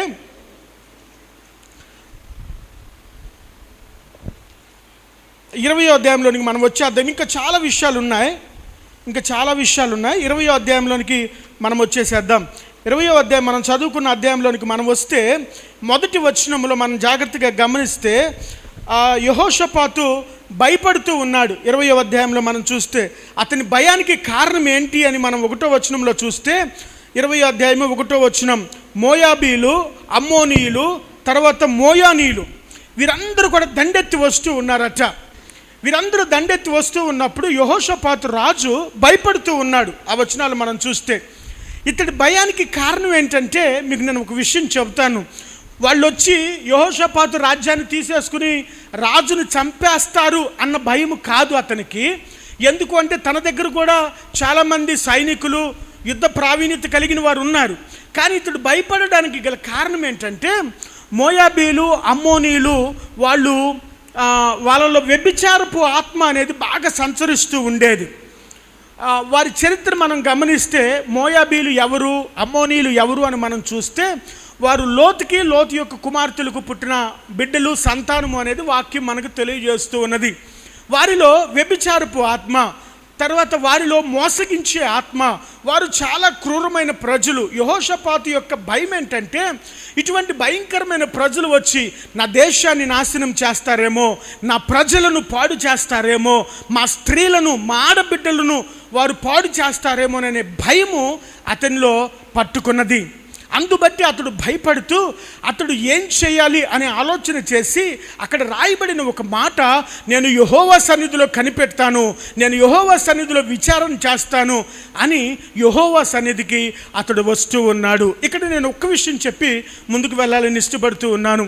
ఇక్కడ ఇతని యొక్క ఆలోచన దృక్పథం నాకు చాలా బాగా నచ్చింది. ఎందుకు నచ్చిందంటే, ప్రియమైన దేవుని జనాంగమా, మనమందరము కూడా ఇటువంటి భయమును కలిగి మనం జీవించాలి. ఎటువంటి భయము? మన సంఘము పట్ల మనము భారము కలిగిన వారముగా ఉండాలి. మన సంఘము పట్ల మనము ఎంతగానో భయము కలిగి జీవించాలి. వేరొకరు ఎవరైనా మన సంఘములోనికి వస్తారేమో, పాడు చేస్తారేమో, లేకపోతే రాంగ్ టీచింగ్స్ తీసుకొస్తారేమో, సంఘమును కాపాడుకునే వారముగా, సంఘము పక్షమున నిలబడే వారముగా, సంఘము పక్షమున నిలబడి ప్రార్థన చేసే వారముగా, మొర్ర పెట్టే వారముగా మనము కూడా ఉండాలని దేవుడు ఇష్టపడుతూ ఉన్నాడు. దేవునికి స్తోత్రం చెబుదాం. ఈ మాట మీకు అర్థమైందా? యెహోషాపాతు భయపడటానికి గల కారణం ఏంటంటే, వాళ్ళు వచ్చి తనను చంపేస్తారో, తన రాజ్యాన్ని తీసుకుంటారో అనేది కాదు. కానీ ఆ క్రూరమైన ప్రజలు, అక్కడ ఇంకొక రాజ్యం గురించి కూడా రాయబడిన మాట మోయానీయులు. ఈ మోయానీయులు ఎవరని చరిత్ర తెలియజేస్తూ ఉన్నదంటే, వీరు అరబ్బులకు, ఫిలిస్తీన్లకు పుట్టిన మిశ్రమ సంతానం. వీరు ఫిలిస్తీన్లు, ఇశ్రాయేలీల ప్రజలు ఫిలిస్తీన్ని చాలా చోట్ల ఓడించినట్లుగా మనము న్యాయాధిపతుల గ్రంథము, సమూయేలు గ్రంథంలో మనం చూస్తాం. చాలా సందర్భాలలో బహుభయంకరంగా ఓడించారు. ఆ ప్రజలందరినీ కూడా చంపేశారు ఫిలిష్తీన్ని, ఇశ్రాయేలీల ప్రజలు. ఆ విషయాలన్నీ కూడా వారి పితరులకు చేయబడిన కార్యములన్నిటి కూడా ఈ ఫిలిష్తీలు మనసులో పెట్టుకుని అరబ్బులకు ఫిలిష్తీలకు పుట్టిన మిశ్రమ సంతానమే మోయానీయులు అని చరిత్ర తెలియజేస్తుంది. వీరు యుద్ధంలో బహుప్రావీణ్యత కలిగిన వారు. ఇప్పుడు యెహోషాపాతు యొక్క భయం ఏంటంటే, ఈ దేశము ప్రజలు వచ్చి నా దేశంలో ఉన్న ఆడవారిని ఏమైనా చేస్తారేమో, శిశువుల్ని ఏమైనా చేస్తారేమో, నా రాజ్యం అంతటిని కూడా అల్లకొల్లం చేస్తారేమో, నాశనము చేస్తారేమోననే భయం ఉన్నది. మనమందరము కూడా మన సంఘము విషయంలో ఇటువంటి భయం కలిగి జీవించాలి. మనమందరము కూడా మన సంఘము విషయంలో మన సంఘము పక్షమున నిలబడే వారముగా ఉండాలి. ఆ రోజు యెహోషాపాతు యెహోవా సన్నిధిలో నిలవబడటానికి గల కారణం ఏమిటంటే, అతడు తన రాజ్యము పక్షమున, అతడు తన దేశము పక్షమున నిలబడుతూ ఉన్నాడు. దేశంలో ఉన్న ప్రజల పక్షమున యెహోవా సన్నిధిలో నిలబడుతూ ఉన్నాడు. ప్రియ దేవుని జనాంగమా, మనము కూడా దేవుడు మనకిచ్చిన సంఘమున పక్షమున, దేవుడు మనకిచ్చిన సేవకుల పక్షమున మనము కూడా నిలబడి వారి కొరకు మనము ప్రార్థనలు చేస్తూ, వారి కొరకు మనము మొర్ర పెడుతూ, వారి కొరకు మనము యాచనలు చేస్తూ మనము ముందుకు వెళ్ళినప్పుడు దేవుడు మనల్ని ఎంతగానో దీవిస్తాడు. అయితే ఇప్పుడు 20వ అధ్యాయము 13వ వచనములో వారు ఎందుకు యెహోవా సన్నిధిని నిలబడ్డారు అని అంటే, వారి జీవితంలో సమస్య వచ్చింది. వారి జీవితంలోనికి ఒక సమస్య శత్రు రూపంలో దండెత్తి వస్తూ ఉన్నారు. వారు చాలా సమీపంగా వస్తూ ఉన్నారు. కొన్ని సందర్భములు మన జీవితాల్లో కూడా కష్టాలు, సమస్యలు, ఇరుకులు, ఇక్కట్లు, బాధలు వస్తూ ఉంటాయి కదా. వచ్చినప్పుడు ఏం చేయాలో, ఎలా రెస్పాండ్ అవ్వాలో కూడా తెలియనటువంటి పరిస్థితి. అప్పుడు మనం ఏం చేస్తామంటే, మానవులంగా వేరొక మనుషుల సహాయం పొందడానికి మనం పరిగెడుతూ ఉంటాం. ఏదైనా సమస్య వచ్చినప్పుడు వెంటనే పరిగెడుతూ ఉంటాం, వేరొకరి దగ్గరికి పరిగెడుతూ ఉంటాం. లేదా అనారోగ్యం వచ్చినప్పుడు వెంటనే హాస్పిటల్స్కి పరిగెడుతూ ఉంటాం. అవునా కాదా? హాస్పిటల్స్కి వెళ్ళరా? వెళ్తారు కదా. సో ఇది మానవుని స్వభావం. కానీ యెహోషాపాతు నాకు ఆశ్చర్యం కలిగించిన ఒక విషయం ఏంటంటే, బలమైన దేశాలు కలిసి అతని మీదకి వస్తూ ఉన్నప్పుడు అతడు ఏ మనుష్యుణ్ణి కూడా సంప్రదించలేదు. హల్లెలూయా. ఏ రాజు దగ్గరికి కూడా అతడు వెళ్ళలేదు. ఏ రాజ్యం యొక్క సహాయం కూడా అతడు తీసుకోవటానికి ఇష్టపడలేదు. యెహోషాపాతుని తన పొరుగున ఉన్న దేశాలందరూ కూడా ప్రేమించేవారు. మీరు ఈవెన్ 17వ అధ్యాయంలో చూస్తే ఫిలిష్తీలు వచ్చి పన్నులు కట్టేవాళ్ళట. ఫిలిష్తీలు, అరబ్బులు వీళ్ళందరూ కూడా పన్నులు ఇస్తూ ఉండేవాళ్ళంట యెహోషాపాతు రాజుకి, అతన్ని ప్రేమించి. తర్వాత అక్కడ రాయబడిన ఒక మాట ఏంటంటే, ప్రతి సంవత్సరం కూడా పొరుగు దేశాల వాళ్ళు వచ్చి 7,700 గొర్రెపోతులు, 7,700 మేకపోతుల్ని మరి ఇచ్చేవాళ్ళంట. అంటే యెహోషాపాతు అందరికీ ఉపకారిగా, అందరికీ ఆశీర్వాదకరమైన వ్యక్తిగా ఉన్నాడు. యెహోషాపాతు చుట్టుపక్కల ఉన్న దేశాలన్నీ కూడా యెహోషాపాతుని గౌరవించి, సన్మానించి అన్ని విషయాలలో కూడా వారు సహాయం చేస్తూ వచ్చారు. కానీ ఎప్పుడైతే ఇతని మీదకి ఒక గొప్ప సైన్యం వస్తూ ఉన్నదో, అతడు మనుష్యుల వైపు చూడక దేవుని వైపు చూశాడు. హల్లెలూయా. ఇతర రాజ్యముల వైపు చూడకుండా దేవుని వైపు అతడు చూశాడు. అతడు యెహోవా సన్నిధికి అతడు వచ్చి నిలబడ్డాడు. ఆ రోజున యెహోషాపాతు ఎవరి సహాయమును అడిగినప్పటికీ కూడా వాళ్ళు వచ్చి యెహోషాపాతు పక్షమున నిలబడేవాళ్ళు.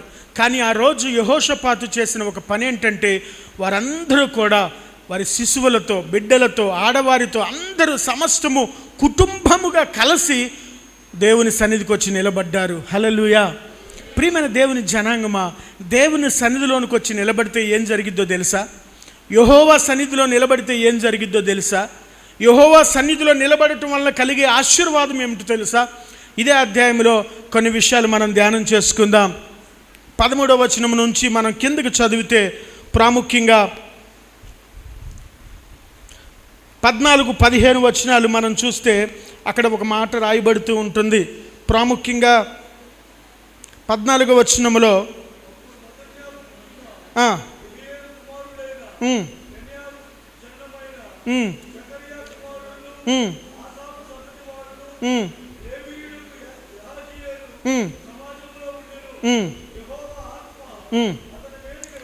యెహోవా ఆత్మ అతని మీదకి రాగా అతడు ఇలాగు ప్రకటించెను. ఒక్క నిమిషం ఆగుదామండి. ఇక్కడ యెహోవా ఆత్మ అతని మీదకి రాగా అతడు ఇలాగూ ప్రకటించును.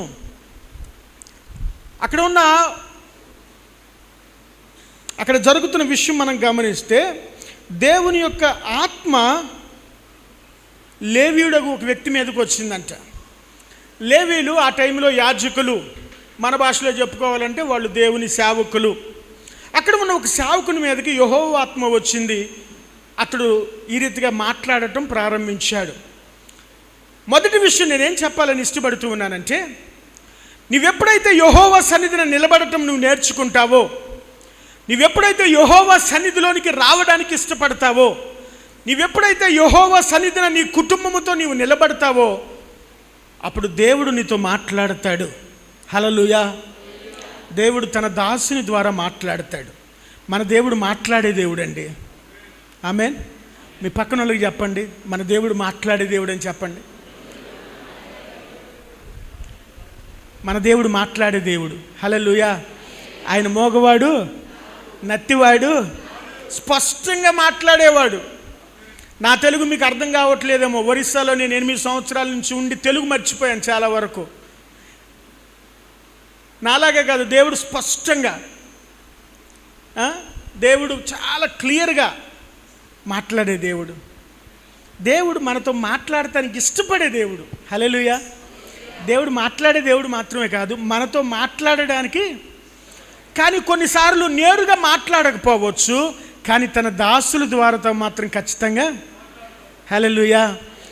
దేవుడు మాట్లాడినా తన దాసుని ద్వారా మాట్లాడినా ఏదైనా ఒకటే. అవునా కదా? దేవుడు తన దాసులతో మాట్లాడే ప్రతి మాటను కూడా మనం చాలా జాగ్రత్తగా తీసుకోవాలి.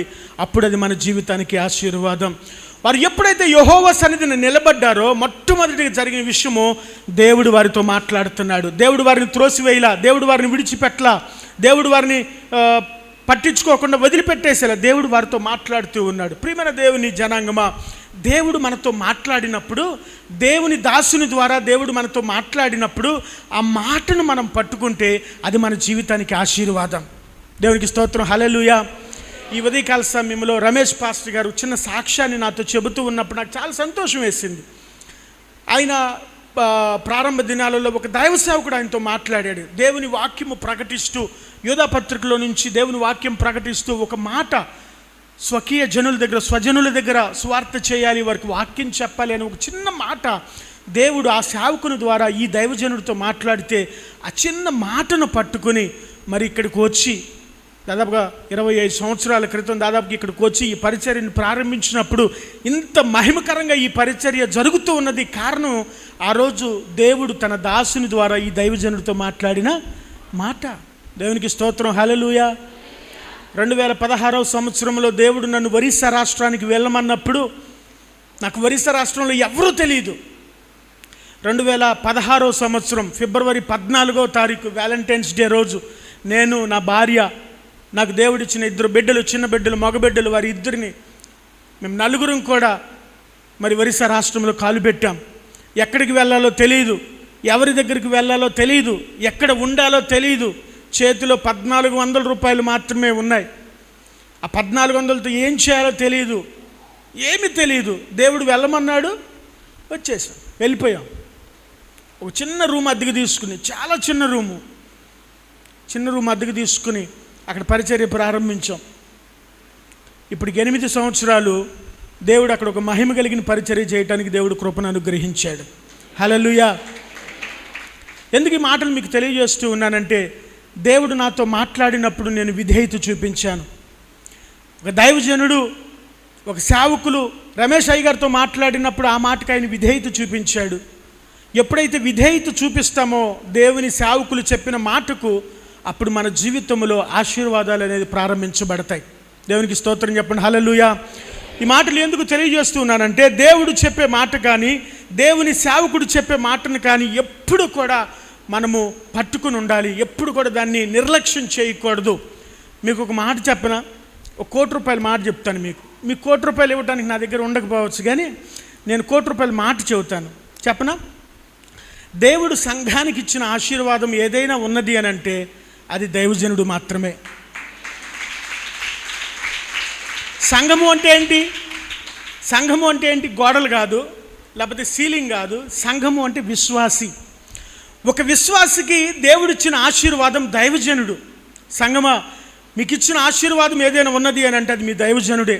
ఎందుకు ఈ మాట నేను తెలియజేస్తానంటే, ప్రియమైన దేవుని సంఘమా, మీ గురించి కన్నీరు కార్చేవారు ఈ లోకంలో ఎవరైనా ఉన్నారు అంటే అది మీ దైవజనుడు మాత్రమే. మీ గురించి ఆలోచించే వాళ్ళు ఎవరైనా ఉన్నారు అని అంటే అది మీ దైవజనుడు మాత్రమే. మీకు కావలసిన అవసరతల్లో, మీరు ఎదుర్కొంటున్న సమస్యల్లో మీ పక్షమున యెహోవా సన్నిధిలో నిలబడేది దైవజనుడు మాత్రమే.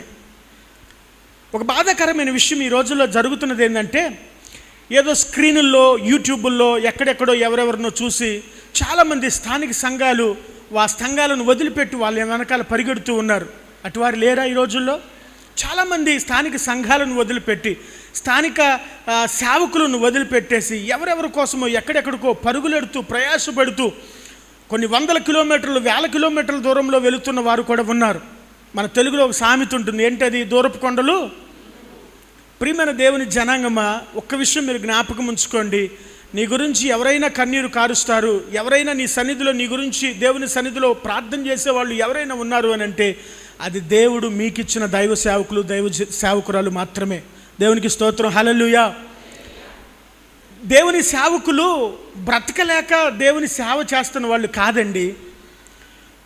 వ్యాపారాలు చేసుకోలేక సేవ చేస్తున్న వాళ్ళు కాదు.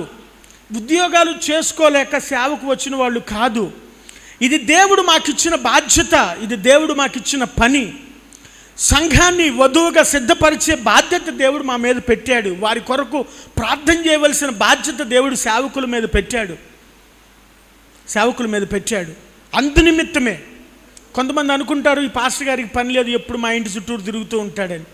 ఏ సేవకుడు కూడా ఒక విశ్వాసి ఇంటికి ఎందుకు వెళతాడు అంటే వాళ్ళు ఇచ్చే డబ్బుల కోసం కాదండి, వాళ్ళ యోగక్షేమాలు తెలుసుకోవటానికి.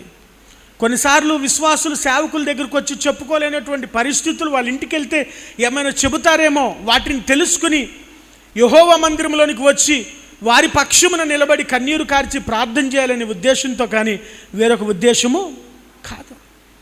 సంఘానికి దేవుడిచ్చిన ఆశీర్వాదం ఏదైనా ఉన్నది అనంటే, విశ్వాసికి దేవుడిచ్చిన ఆశీర్వాదం ఏదైనా ఉన్నదంటే సేవకుడే. అట్టి సేవకుని మాటలు వినడం మనం నేర్చుకోవాలి. అట్టి సేవకుని మాటలకు విధేయత చూపించడం మనం నేర్చుకోవాలి. నేను ఒక చిన్న మాట చెప్తాను. ఒక బిడ్డకు జన్మనిచ్చేటప్పుడు తల్లి ఎంతో ప్రసవ వేదన పడిద్ది, అవునా కాదా? ప్రసవ వేదన పడకుండా ఏ తల్లి కూడా బిడ్డకు జన్మను చాలా ప్రసవ వేదన పడి ఒక బిడ్డను జన్మనిస్తుంది. అదే రీతిలో ఒక సేవకుడు కూడా ఒక ఆత్మను రక్షించేటప్పుడు తల్లి ప్రసవ వేదన కన్నా ఎక్కువ వేదన పడి కన్నీరు కార్చి బొర్ర పెట్టి ఒక వ్యక్తికి రక్షణలోనికి నడిపిస్తాడు. ఆ విషయం మీకు ఎప్పుడు అర్థమైంది అంటే, మీరు ఇందాక పేరు రాసుకున్నారు కదా, ఆ వ్యక్తి కొరకు మీరు ప్రార్థన చేసి, ఆ వ్యక్తి కొరకు మీరు సువార్త చెప్పి, ఆ వ్యక్తి కోసం మీరు కన్నీరు గార్చి, ఆ వ్యక్తి దేవుని మందిరంలోనికి వస్తే మీకు సంతోషమా కాదా? మీ అప్పులన్నీ మీరు మర్చిపోతారు, మీ కష్టాలన్నీ మీరు మర్చిపోతారు, మీ కన్నీరంతా మీరు మర్చిపోతారు. ఆ వ్యక్తిని బట్టి మీరు సంతోషంగా ఉంటారు, అవునా కాదా? ఆ వ్యక్తి మరలా జారిపోతే బాధ ఎవరికి ఉంటుంది? ఉంటుందా? అయితే ఈరోజు నేనేం జ్ఞాపకం చేస్తున్నానంటే, ఒక సేవకుని సంఘములో ఒక విశ్వాసి సేవకుని కాదు అనుకుని, తన ప్రార్థనని కాదు అనుకుని వేరొక సంఘానికి వెళ్ళిపోతున్నా, వేరొకరి దగ్గరికి వెళ్ళిపోతున్నా ఆ సేవకునికి బాధ ఉండదా? ఉంటుంది. ఒక చిన్న మాట చెప్పి నేను ముందుకు తీసుకువెళ్తాను మిమ్మల్ని. ఒక తల్లి అంత ప్రసవ వేదన పడి ఒక వ్యక్తికి జన్మనిస్తే, ఆ తల్లిని కాదు అనుకుని, లేకపోతే తల్లిదండ్రులని కాదు అనుకుని అతడు వేరొక తల్లిదండ్రుల దగ్గరికి, వేరొక వారి దగ్గరికి వెళ్తే ఎలాగుంటుంది? అది నేను మీ ఊహకే వదిలేస్తున్నా. ఇప్పుడు ఇంకొక ఆమె దగ్గరికి వెళ్ళి ఆమెను అమ్మ అని, లేకపోతే ఇంకొక ఆయన దగ్గరికి వెళ్ళి అతను నాన్న అంటే అది బాగుంటుందా? బాగుండదు కదా. కాబట్టి నీవు ఎవరి దగ్గర అయితే రక్షణ పొందావో, నిన్ను ఆత్మీయంగా ఎవరైతే నిన్ను నడిపిస్తున్నారో, నీ కొరకు ఎవరైతే కన్నీరు కారుస్తున్నారో వారి పక్షమున మీరు నిలబడండి. దేవుడు మిమ్మల్ని దీవిస్తాడు. హల్లెలూయా. మిమ్మల్ని ముందుకు తీసుకువెళ్ళాలని ఇష్టపడుతూ ఉన్నాను. ఇంకొక మాటను మనం జాగ్రత్తగా గమనించినట్లయితే, దేవుడు ఇక్కడ వీరు ఎప్పుడైతే యెహోవా సన్నిధిలో నిలబడ్డారో, యెహోవా సన్నిధిలోనికి కుటుంబం అంతా కలిసి వచ్చి నిలబడ్డారో దేవుడు మాట్లాడుతూ ఉన్నాడు. రెండవది మనం చూసినట్లయితే 16, 17, 15, 16, 17 వచనాలలో యెహోవా సన్నిధిన నిలబడటం వలన కలిగే రెండవ ఆశీర్వాదాన్ని మనం జాగ్రత్తగా పరిశీలించినట్లయితే దేవుడు భరోసా ఇస్తాడు. ఏమిస్తాడు? నీవు భయపడవద్దు. ఇక్కడ మనం 15, 16, 17 వచనాలు మనం జాగ్రత్తగా పరిశీలిస్తే దేవుడు మాట్లాడుతూ 17 వచనములు అంటాడు, ఈ గొప్ప సైన్యమునకు మీరు భయపడకుడి, జడియకుడి, ఈ యుద్ధము మీరు కాదు దేవుడే జరిగించును అనే మాట తెలియజేస్తూ ఉన్నాడు. ప్రియమైన దేవుని ప్రజలారా, ఒక సమస్యను చూసినప్పుడు భయం వస్తుంది, ఒక కష్టమును చూసినప్పుడు భయం వస్తుంది. కానీ ఆ వ్యక్తి యెహోవా సన్నిధిని నిలబడినప్పుడు ఆ వ్యక్తి పక్షమున దేవుడు మాట్లాడటమే కాకుండా ఆ వ్యక్తి పక్షమున దేవుడు నిలబడి ఆ వ్యక్తికి భరోసా ఇస్తాడు. నీవు భయపడవద్దు, నీవు కాదు ఈ యుద్ధము జరిగించేది నేనే. దేవుడు అక్కడ అంటూ ఉన్నాడు, యూదా ప్రజలారా మీరు భయపడవద్దు, యెహోషాపాతు రాజా నీవు భయపడవద్దు, జడియవద్దు, మీరు కాదు ఈ యుద్ధమును చేసేది, మీ పక్షమున నిలబడి నేను చేయబోతూ ఉన్నాను. దేవునికి స్తోత్రం చెప్పండి. ఎందుకు దేవుడు ఆ మాట పలకడానికి గల కారణం ఏమిటంటే, ఈ ప్రజలందరూ కూడా యెహోవా సన్నిధిన నిలబడి వాళ్ళు చేస్తూ ఉన్న ప్రార్థన ఏమని వాళ్ళు చేస్తూ ఉన్నారు? దేవా నీవే మాకు దిక్కు, మా బలము మాకు సరిపోదు, మా జ్ఞానము మాకు సరిపోదు, మా ఆలోచనలు మాకు సరిపోవు, నీవే మాకు దిక్కు అని వాళ్ళు నిలబడి ప్రార్థన చేస్తూ ఉన్నారు. ఆ రీతిగా నీవే మాకు దిక్కు అని ప్రార్థన చేసే ప్రార్థన జనాంగమును, వారు చేసే ప్రార్థనను దాటిపోయేవాడు కాదు మన దేవుడు. హల్లెలూయా. వారు కారుస్తున్న కన్నీటిని చూసి దాటి వెళ్ళిపోయే దేవుడు కాదు. వారు చేయుచున్న ప్రార్థనను విడిచిపెట్టి దాటిపోయే దేవుడు కాదు. దేవుడు అక్కడ ఆగాడు, దేవుడు వారితో మాట్లాడుతున్నాడు, దేవుడు వారికి భరోసా ఇస్తూ ఉన్నాడు. ప్రియమైన దేవుని జనాంగమా, ఈరోజు ఒకవేళ నీ జీవితంలో ఏదైనా సమస్య నిన్ను ఇబ్బందిగా పెడుతూ ఉంటే, ఏదైనా కష్టము నిన్ను ఇబ్బంది పెడుతూ ఉంటే, ఏదైనా విషయము నీకు మనశ్శాంతి లేకుండా, శాంతి లేకుండా, సమాధానము లేకుండా ఏదైనా విషయము నీ జీవితంలో ఉంది అని అంటే, వాటి కొరకు నీవు యెహోవా సన్నిధిని నిలబడి ప్రార్థన చేసినప్పుడు ఆ ప్రార్థనను దాటిపోయేవాడు కాదు మన దేవుడు. ఆయన ఖచ్చితంగా నీ పక్షమున నిలబడి నీ ప్రార్థనకు సమాధానం ఇచ్చేవాడు. ఆయన నీ పక్షమున నిలబడి నీ కొరకు, నీ తరపున, నీ పక్షమున ఆయన యుద్ధము చేయువాడు. ఇంకొద్దిగా మనం ముందుకు వెళ్ళినట్లయితే మనం ఒక మాటను అక్కడ చూడవచ్చు. 20వ వచనంలో మనం చూస్తే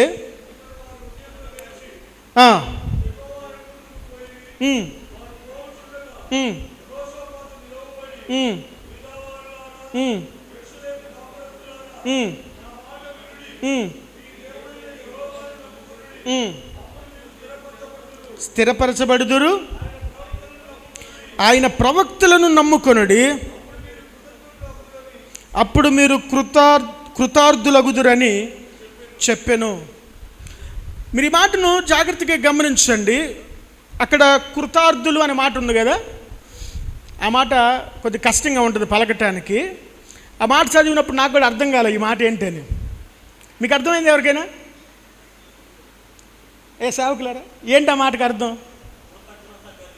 కృతజ్ఞత కలిగి. వాస్తవానికి నేను కూడా అదే అనుకుని నేను చదవటం మొదలుపెట్టి ఇంగ్లీష్ బైబిల్లో చూసా. ఎవరి దగ్గర నేను ఇంగ్లీష్ బైబిల్ ఉందా లేదా? ఓకే, ఇంగ్లీష్ బైబిల్లో ఆ మాటకు రాయబడిన పదము ప్రాస్పర్. ప్రాస్పర్ అంటే ఆశీర్వాదము, లేకపోతే దీవెన, లేకపోతే వృద్ధి. అది కృతజ్ఞత అనే పదం కాదు. అది తెలుగులో ఇంత గొప్ప తెలుగులోకి ట్రాన్స్లేషన్ చేసింది ఎవరో నాకు తెలియదు, కానీ అది కృతజ్ఞత అనే పదం మాత్రం కాదు. దానికి అర్థం ఏంటంటే ఆశీర్వాదము. ఆయన ప్రవక్తల్ని నమ్ముకోండి, trust in his prophets, you will be prosper అని ఉంటుంది ఇంగ్లీష్లో.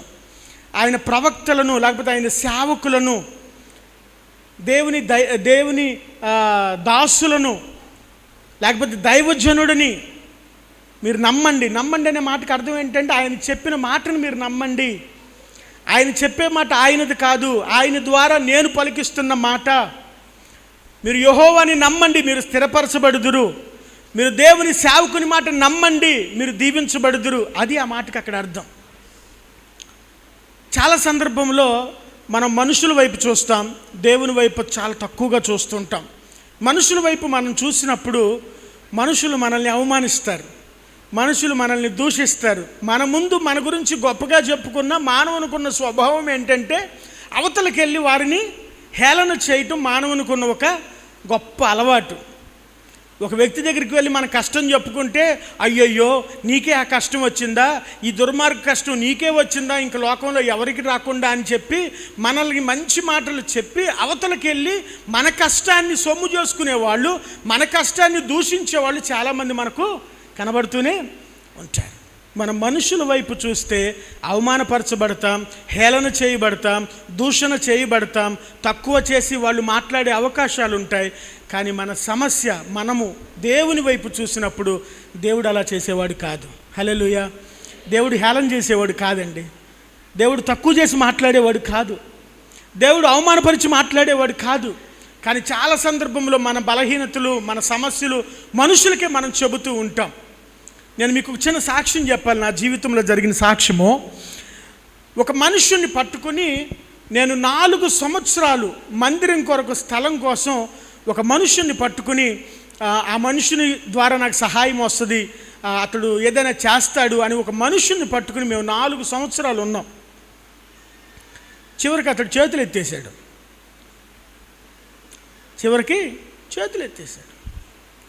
ఇక ఇది మనం చేస్తున్న తప్పు అని తెలుసుకుని నేను నా భార్య ఉపవాసం ఉండి ప్రార్థన చేస్తూ ఉన్నప్పుడు దేవుడు భువనేశ్వర్లో మాకు ఒక స్థలాన్ని ఇచ్చాడు. హల్లెలూయా. మేము మనుషుల వైపు చూసినప్పుడు దేవుడు మాకు స్థలం ఇవ్వలేదు, కానీ దేవుని వైపు చూసినప్పుడు దేవుడు మాకు స్థలం ఇచ్చాడు. ఆ స్థలం ఎంతో తెలుసా? 50 లక్షల రూపాయలు మాత్రమే. దాని రిజిస్ట్రేషన్కి అయిన ఖర్చు 4 లక్షలు మాత్రమే. రిజిస్ట్రేషన్కి దేవుడు డబ్బులు ఇవ్వలా, కానీ స్థలం కొనడానికి దేవుడు డబ్బులు ఇచ్చాడు. రిజిస్ట్రేషన్ కొనడానికి దేవుడు డబ్బులు ఎందుకు ఇవ్వలేదని నేను తర్వాత ఆలోచన చేస్తే దేవుడు నాకు ఒక విషయాన్ని బయలుపరిచాడు. అయితే మేము 50 లక్షలు కూడా మాతో అంతగా పరిచయం లేని ఒక డాక్టరమ్మ తీసుకొచ్చి కట్టిందండి. హల్లెలూయా. ఎన్ని లక్షలు? 50 లక్షలు. నేను 1400 రూపాయలతో భువనేశ్వర్లో నేను అడుగు పెట్టాను. మా గురించి అంతగా ఎక్కువ ఏం తెలియదు ఆమెకి, కానీ ఒక డాక్టరమ్మ స్థలం కొనుక్కుంటానికి 50 లక్షల రూపాయలు ఇచ్చింది. ఇప్పుడు రిజిస్ట్రేషన్ చేయడానికి డబ్బులు లేవు మా దగ్గర, దేవుడు ఇవ్వలా. ఇప్పుడు ఎలా చేయాలి? రిజిస్ట్రేషన్ చేయకపోతే ఇచ్చిన 50 లక్షలు తిరిగి రావు. నా భార్య తన దగ్గర ఉన్న బంగారం అంతా తీసుకువచ్చి నా ముందు పెట్టి, ఇది అమ్మేసేద్దాము, దీని ద్వారా మనం రిజిస్ట్రేషన్ చేపిద్దామని అంది. నేనన్నాను, ఇది బంగారం కదా, అవసరమా అన్న. ఆమె చెప్పిన మాట ఇప్పటికీ నాకు గుర్తున్న మాట, ఇది కాదు బంగారము, యేసయ్య బంగారము.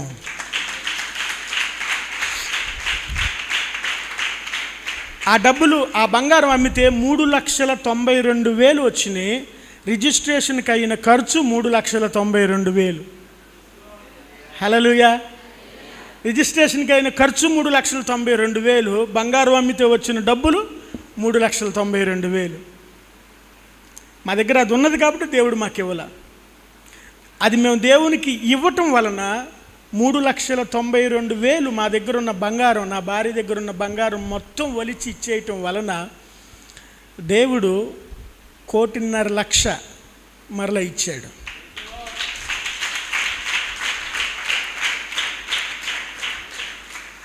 మూడంతస్తుల బిల్డింగ్ కట్టడానికి దేవుడు కృపిచ్చాడు. 3 అంతస్తుల బిల్డింగ్ గొప్ప విషయం కాదు. ఒక నిస్సహాయ స్థితిలో ఉన్న నన్ను, నా ద్వారా దేవుడు ఆ పని జరిగించాడు. దేవుడు గొప్పవాడు. హల్లెలూయా. 1,50,00,000 బిల్డింగ్ గొప్ప విషయం కాదు, అది గొప్ప విషయం కాదు. నా దృష్టిలో వస్తువు గొప్పది కాదు, ఆ వస్తువును అనుగ్రహించిన దేవుడు గొప్పవాడు. నేనైతే అది చేయగలిగిన వాడిని కాదు, దేవుడు నా ద్వారా జరిగించాడు కాబట్టి ఆయన గొప్పవాడు. హల్లెలూయా. నేను మనుషుల వైపు చూసినంత కాలము నేను ఏ సహాయము పొందుకోలేదు, కానీ ఎప్పుడైతే దేవుని వైపు చూడటం మొదలు పెట్టానో, దేవుని నమ్ముకున్నానో, దేవుడు అప్పుడు మమ్మల్ని స్థిరపరిచాడు. ప్రియ దేవుని జనాంగమా, ఈరోజు దేవుని ఆత్మను కలిగి మీకు ఒక మాట చెబుతూ ఉన్నాను. మనుషుల వైపు చూడవద్దు, దేవుని వైపు చూడండి. మనుషులను మీరు నమ్మవద్దు, దేవుణ్ణి మీరు నమ్మండి, అప్పుడు మీరు స్థిరపరచబడుదురు. మనం చదువుకున్న 20వ అధ్యాయం 20వ వచనంలో రాయబడిన మాట, మీరు యెహోవాని నమ్ముకోండి, మీరు స్థిరపరచబడుదురు. మీ జీవితానికి ఒక ఫౌండేషన్ అనేది ఏర్పడిద్ది. తర్వాత స్థిరపరచబడిన తర్వాత మీకు దేవుడిచ్చిన దైవజనుడి మాటను మీరు నమ్మండి, ఆయన చెప్పిన మాటకు మీరు విధేయత చూపించండి. ఒక్కొక్కసారి ఆ మాట కష్టంగా అనిపించవచ్చు, అది హెచ్చరిక అయినప్పటికీ, అది గద్దింపైనప్పటికీ దానిని ఆశీర్వాదంగా తీసుకోవటానికి అలవాటు చేసుకున్న వ్యక్తి జీవితంలో ఆశీర్వాదం ఉంటుంది. హల్లెలూయా. 20వ అధ్యాయం 20వ వచనంలో అక్కడ రాయబడిన కృతార్థ అనే మాటకు అర్థము ప్రాస్పరిటీ. మీరు ఇంగ్లీష్ బైబిల్లో ఉంటే మీరు తర్వాతైనా చూసుకోండి, ఈవెన్ మీరు గూగుల్లో కూడా సెర్చ్ చేసుకోవచ్చు. అది ఆశీర్వాదము అనే పదము రాయబడింది.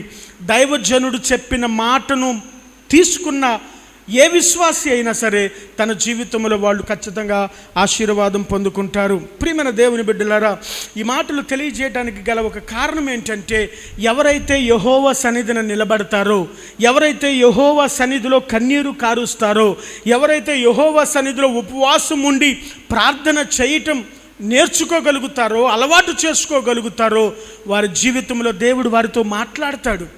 దేవుడు వారి పక్షమున నిలబడి వారి సమస్యల్లో దేవుడు అద్భుత కార్యము చేస్తాడు. వారు ఎప్పుడైతే దేవుని సేవకుని మాటను ఆలకిస్తారో, దేవుడు వారి జీవితంలో ఆశీర్వాదాన్ని రిలీజ్ చేస్తాడు.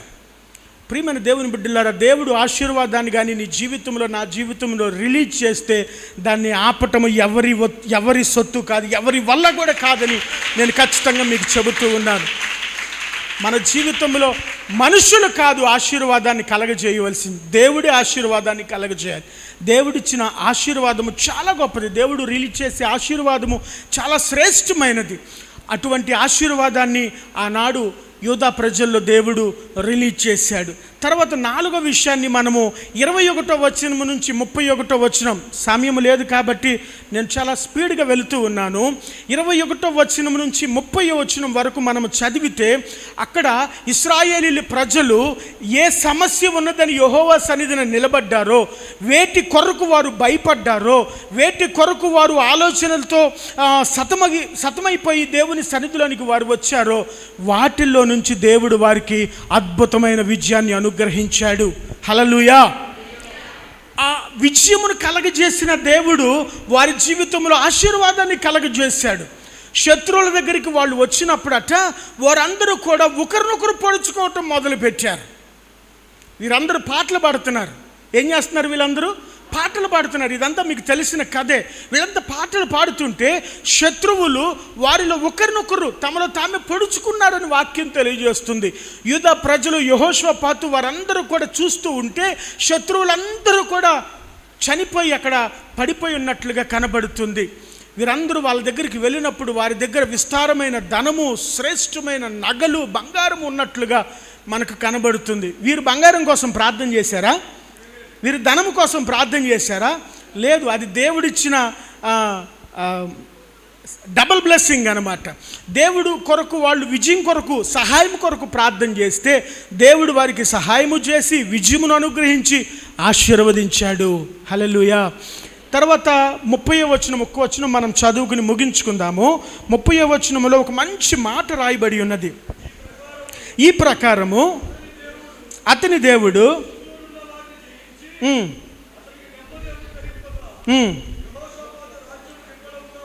హల్లెలూయా. ఈ మాట చాలా గొప్ప మాట. వారు యెహోవా సన్నిధిన నిలబడటం వలన వారి రాజ్యంలోనికి నెమ్మది వచ్చింది, వారి రాజ్యంలోనికి శాంతి వచ్చింది, వారి రాజ్యంలోనికి సమాధానం వచ్చింది.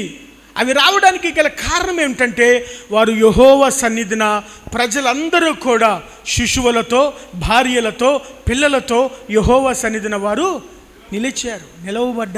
నిలవబడ్డారు. ప్రియమైన దేవుని జనాంగమా, మన జీవితాలు కూడా, మనము కూడా కుటుంబాలతో యెహోవా సన్నిధిలో నిలబడినప్పుడు, మన బిడ్డలతో మనము యెహోవా సన్నిధిలో నిలబడినప్పుడు, మన శిశువులతో, కొంతమంది అంటారు, ఏమ్మా చర్చికి రాలేదేంటంటే, ఆ పిల్లవాడికి జలుబండి, పిల్లవాడికి బాగాలేదండి, పిల్లవాడిని అక్కడికి తీసుకువెళ్తున్నావు, ఇక్కడికి తీసుకువెళ్తున్నావు. నువ్వు ఎక్కడికి తీసుకువెళ్ళబాక, నువ్వు దేవుని మందిరానికి తీసుకురా ఫస్ట్. హల్లెలూయా. కొంతమంది అంటారు, ఏమ్మా ఏంది మందిరానికి రాలేదంటే, బాగాలేదండి. బాగాలేదని నీవు ఇంట్లో పడుకుంటే నీకు ఆరోగ్యం రాదు, బాగా లేకపోయినా నీవు దేవుని మందిరంలోకి వస్తే నీకు ఆరోగ్యం. హల్లెలూయా. దేవుని మందిరంలో ఆరోగ్యం ఉంటుందండి. దేవుని మందిరంలో స్వస్థత ఉంటుంది. దేవుని మందిరంలో దీవెనలు ఉంటాయి. దేవుని మందిరంలో విజయం ఉంటుంది. దేవుని మందిరంలో నెమ్మది ఉంటుంది. దేవుని మందిరంలో సమాధానం ఉంటుంది. దేవుని మందిరంలో సేవకుడు ఉంటాడండి. హల్లెలూయా. హాస్పిటల్కి వెళ్తామా, డాక్టర్ గారు లేరు, కూర్చో. అయ్యా డాక్టర్ గారు వచ్చారా, రాలా, నువ్వు కూర్చో. ఈమె ఒక పెద్ద డాక్టర్ గారు, వీళ్ళు ఉంటారు కదా, వీళ్ళు ఇక డాక్టర్ గారు కానీ గొప్పోళ్ళు అనమాట. అమ్మ డాక్టర్ గారు వస్తారా, ఎన్నిసార్లు చెప్పాలి, నువ్వు కూర్చో. కానీ మందిరంలోనికి వస్తే దేవుని సేవకుడు ఉంటాడు. హల్లెలూయా. ఒకవేళ సేవకుడు ఏదైనా పరిచర్య పని నిమిత్తం బయటకు వెళ్తే కనీసం సేవకురాలైనా ప్రార్థన చేయడానికి అవైలబుల్గా ఉంటారు. కానీ దేవుని మందిరానికి మించిన గొప్ప ప్లేస్ ఈ లోకంలో ఏది కూడా లేదు. కాబట్టి అటువంటి గొప్ప మందిరమైన దేవుని సన్నిధిలో నిలబడటం మనం నేర్చుకోవాలి. దేవుని మందిరంలోనికి రావటం మనం నేర్చుకోవాలి. దేవుని సన్నిధిలో ప్రార్థన చేయటం మనం నేర్చుకోవాలి. దేవుని సన్నిధిలో కన్నీరు కార్చడం మనం నేర్చుకోవాలి. ఎప్పుడైతే అటువంటి అనుభవంలోనికి మనం వెళ్తామో దేవుడు మనతో మాట్లాడతాడు. దేవుడు మన పక్షమున నిలబడతాడు. నీవు భయపడవద్దు, నీవు భయపడవద్దు. మీ పక్కన వాళ్ళకి చెప్పండి, భయపడద్దని చెప్పండి మీ పక్కన వాళ్ళకి. అలా చెప్పినప్పుడు సంతోషం అనిపించింది కదా. అలా దేవుడు మన మన మన పక్షము నిలబడి, నా కుమారుడా మహి నువ్వు భయపడవద్దని చెబితే నాకు సంతోషమా లేదా? అందరికీ సంతోషమే. అలా దేవుడు ఎప్పుడు చేస్తాడంటే మనం యెహోవా మందిరంలో నిలబడినప్పుడు, ఆయన సన్నిధిలో నిలబడినప్పుడు. ప్రియమైన దేవుని జనాంగం, నా మాటలు ముగిస్తూ నేను ఒక మాట చెబుతూ ఉన్నాను. దేవుణ్ణి నమ్ముకున్న వారిని దేవుడు ఎప్పుడు త్రోసివేసే దేవుడు కాదు. ఆయన సన్నిధిలో నిలబడిన వారిని ఆయన త్రోసివేసే దేవుడు కాదు. నువ్వు ఏ సమస్యతో వచ్చినా, నువ్వు ఒకవేళ సమస్యతో ఒక మనిషి దగ్గరికి వెళ్తే మళ్ళా వచ్చింది, తలకాయ తినడానికి వచ్చింది, ఎప్పుడు ఆమె సమస్యలు చెబుతూ ఉంటుందని అసహించుకుంటారు. కానీ మన దేవుడు అసహించుకునే దేవుడు కాదు. ఇక్కడ కూర్చున్న వారిలో మీకు ఏ సమస్య ఉన్నా, నా జీవితంలో ఏ సమస్య లేదని ఇక్కడ ఎవరూ లేరు. ఏదో ఒక సమస్య, అది ఆర్థికపరమైన సమస్య, అనారోగ్యపరమైన సమస్య, పిల్లల విషయంలో సమస్య, వ్యాపారంలో సమస్య, ఉద్యోగంలో సమస్య, ఏదో ఒక సమస్యతో మీరు ఇక్కడికి వచ్చే ఉంటారు. కానీ మీరు వచ్చిన మిమ్మల్ని మీరు సమర్పించుకొని, మిమ్మల్ని మీరు ప్రభువుకి అప్పగించుకొని మీరు ప్రార్థన చేస్తే, యెహోషాపాతు యోధా ప్రజలు ఏ రీతిగా దేవా నీవే మాకు దిక్కు అని ప్రార్థన చేశారో ఆ రీతిగా మనం ప్రార్థన చేస్తే మన ప్రార్థన దేవుడు త్రోసివేసే దేవుడు కాదు. ఆయన ఎన్నిసార్లు యెహోవా మందిరంలోనికి మనం వచ్చినా ఆయన మనల్ని హత్తుకునే దేవుడు అయి ఉన్నాడు. హల్లెలూయా. తల వంచి కళ్ళు మూసుకోండి, ప్రార్థన చేసుకుందాం. ప్రియమైన దేవుని జనాంగమా, ఈ సమయంలో నాకు ఒక మాట జ్ఞాపకం వస్తూ ఉన్నది. దేవుడు తన యొద్ద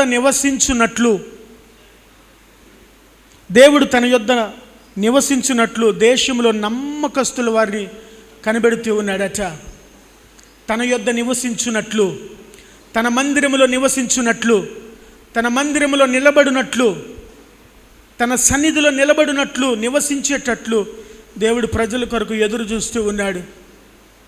అట్టి ప్రజలముగా ఈరోజు మనం మారుదామా? యెహోవా సన్నిధిలో నిలబడే వారముగా, యెహోవా మందిరంలోనికి వచ్చేవారముగా, యెహోవా పక్షమున, యెహోవా సన్నిధిలో ఎప్పుడు నిలబడేవారముగా, ఎప్పుడు కనబడేవారముగా,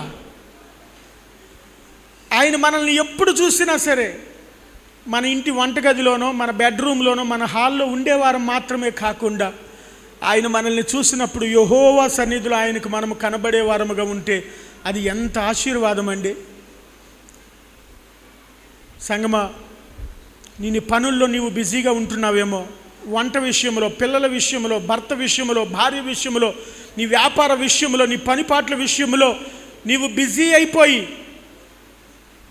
నీవు యెహోవా మందిరాన్ని కానీ, దేవుణ్ణి కానీ ఒకవేళ నీవు నిర్లక్ష్యం చేసావేమో, నాకైతే తెలియదు. కానీ దేవుడు చూస్తూ ఉన్నప్పుడు, ఆయన కనిపెడుతూ ఉన్నాడని వాక్యం చెబుతూ ఉందండి. నా సన్నిధిలో జనులు నివసించున్నట్లు, నా సన్నిధిలో జనులు కనబడినట్లు నమ్మకస్తులైన వారిని నేను దేశంలో కనిపెడుతూ ఉన్నాను. దేవుని కన్ను దేశంలో తిరుగుతూ ఉండగా, దేవుని కన్ను మన మీదకి వచ్చినప్పుడు, ఆయన దృష్టి మన మీదకి వచ్చినప్పుడు మనము యెహోవా సన్నిధిలో మోకరించిన వారముగా, ఆయన సన్నిధిలో కన్నీరు కారుస్తున్న వారముగా, ఆయన సన్నిధిలో ఆయన పాదములు పట్టుకున్న వారముగా ప్రార్థించే కృప దేవుడు మనకి ఇవ్వాలని ఈరోజు ప్రార్థన చేద్దాం. యూదా ప్రజల జీవితంలో వచ్చిన కష్టము, వారి జీవితంలో ఎదురైన సమస్యను వారు యెహోవా సన్నిధిలోనికి వారు వచ్చారు, ప్రార్థన చేస్తూ ఉన్నారు, వారి హృదయాలను కుమ్మరిస్తూ ఉన్నారు. వారి హృదయాలను కుమ్మరిస్తూ ఉండగా దేవుడు వారితో మాట్లాడటం మొదలుపెట్టాడు. సంగమా, నీ హృదయాన్ని కుమ్మరించినప్పుడు దేవుడు నీతో మాట్లాడతాడు. దాసుని ద్వారా నీతో మాట్లాడతాడు. దేవుడు తన వాక్యము ద్వారా నీతో మాట్లాడతాడు. ఆయన మాట్లాడే దేవుడు. ఆయన నీ పక్షమున నిలబడే దేవుడు. నిన్ను విడిచిపెట్టేవాడు కాదు. ఆయన నిన్ను దాటి వదిలిపెట్టి వెళ్ళిపోయే దేవుడు కాదు. నీ ప్రార్థనను దాటి వదిలిపెట్టి వెళ్ళిపోయేవాడు కాదు ఆయన. ఈ సమయంలో ఆయన కనుదృష్టి మన మీద ఉంచి ఉండగా, ఆయన మనల్ని చూస్తూ ఉండగా ప్రార్థనాపూర్వకంగా ముందుకు వెళదాం. నీ జీవితంలో నీవు శాంతి లేకుండా, నీ జీవితంలో నెమ్మది లేకుండా, నీ జీవితంలో ఆశీర్వాదము లేకుండా, విజయము లేని వ్యక్తిగా నీవు ఇప్పటి వరకు ఉన్నావేమో. నీవు పట్టుకున్న అన్నిటినీ నీవు కోల్పోయావేమో. నీ జీవితంలో నీవు ఎక్కడైతే కాలు పెట్టావో అక్కడ నీకు అపజయం వచ్చిందేమో, నాకు తెలియదు. కానీ ఈరోజు దేవుడు తెలియజేస్తూ ఉన్నాడు, నీవు అడుగుపెట్టిన ప్రదేశము నీకు ఇవ్వాలి అని అంటే, నీవు అడుగుపెట్టిన ప్రదేశము నువ్వు పొందుకోవాలి అని అంటే, నీవు అడుగుపెట్టిన స్థలము సంపాదించాలి అని అంటే, నీవు అడుగుపెట్టిన ప్రాంతం అంతా నీవు విజయము పొందాలి అని అంటే, నీవు ముందు యెహోవా సన్నిధిని కనపడాలి. యెహోవా సన్నిధిలోనికి రావాలి. నీ హృదయాన్ని నీవు కుమ్మరించాలి. నువ్వు యెహోవా సన్నిధిలోనికి వస్తే దేవుడు నిన్ను దీవించువాడిగా, నీతో మాట్లాడేవాడిగా, నీ పక్షమున నిలబడేవాడిగా దేవుడు ఉంచు ఉన్నాడు. ఈరోజు నీవు తీసుకోబోతున్న ఒక నిర్ణయం, నీవు తీసుకోబోతున్న ఒక సమర్పణ నీ జీవితాన్ని, నీ కుటుంబాన్ని ఎంతగానో మార్చబోతూ ఉన్నది. ఒకసారి మన జీవితాన్ని మనం పరిశీలించుకుంటూ ప్రభు సన్నిధిలో ముందుకు వెళ్దాం.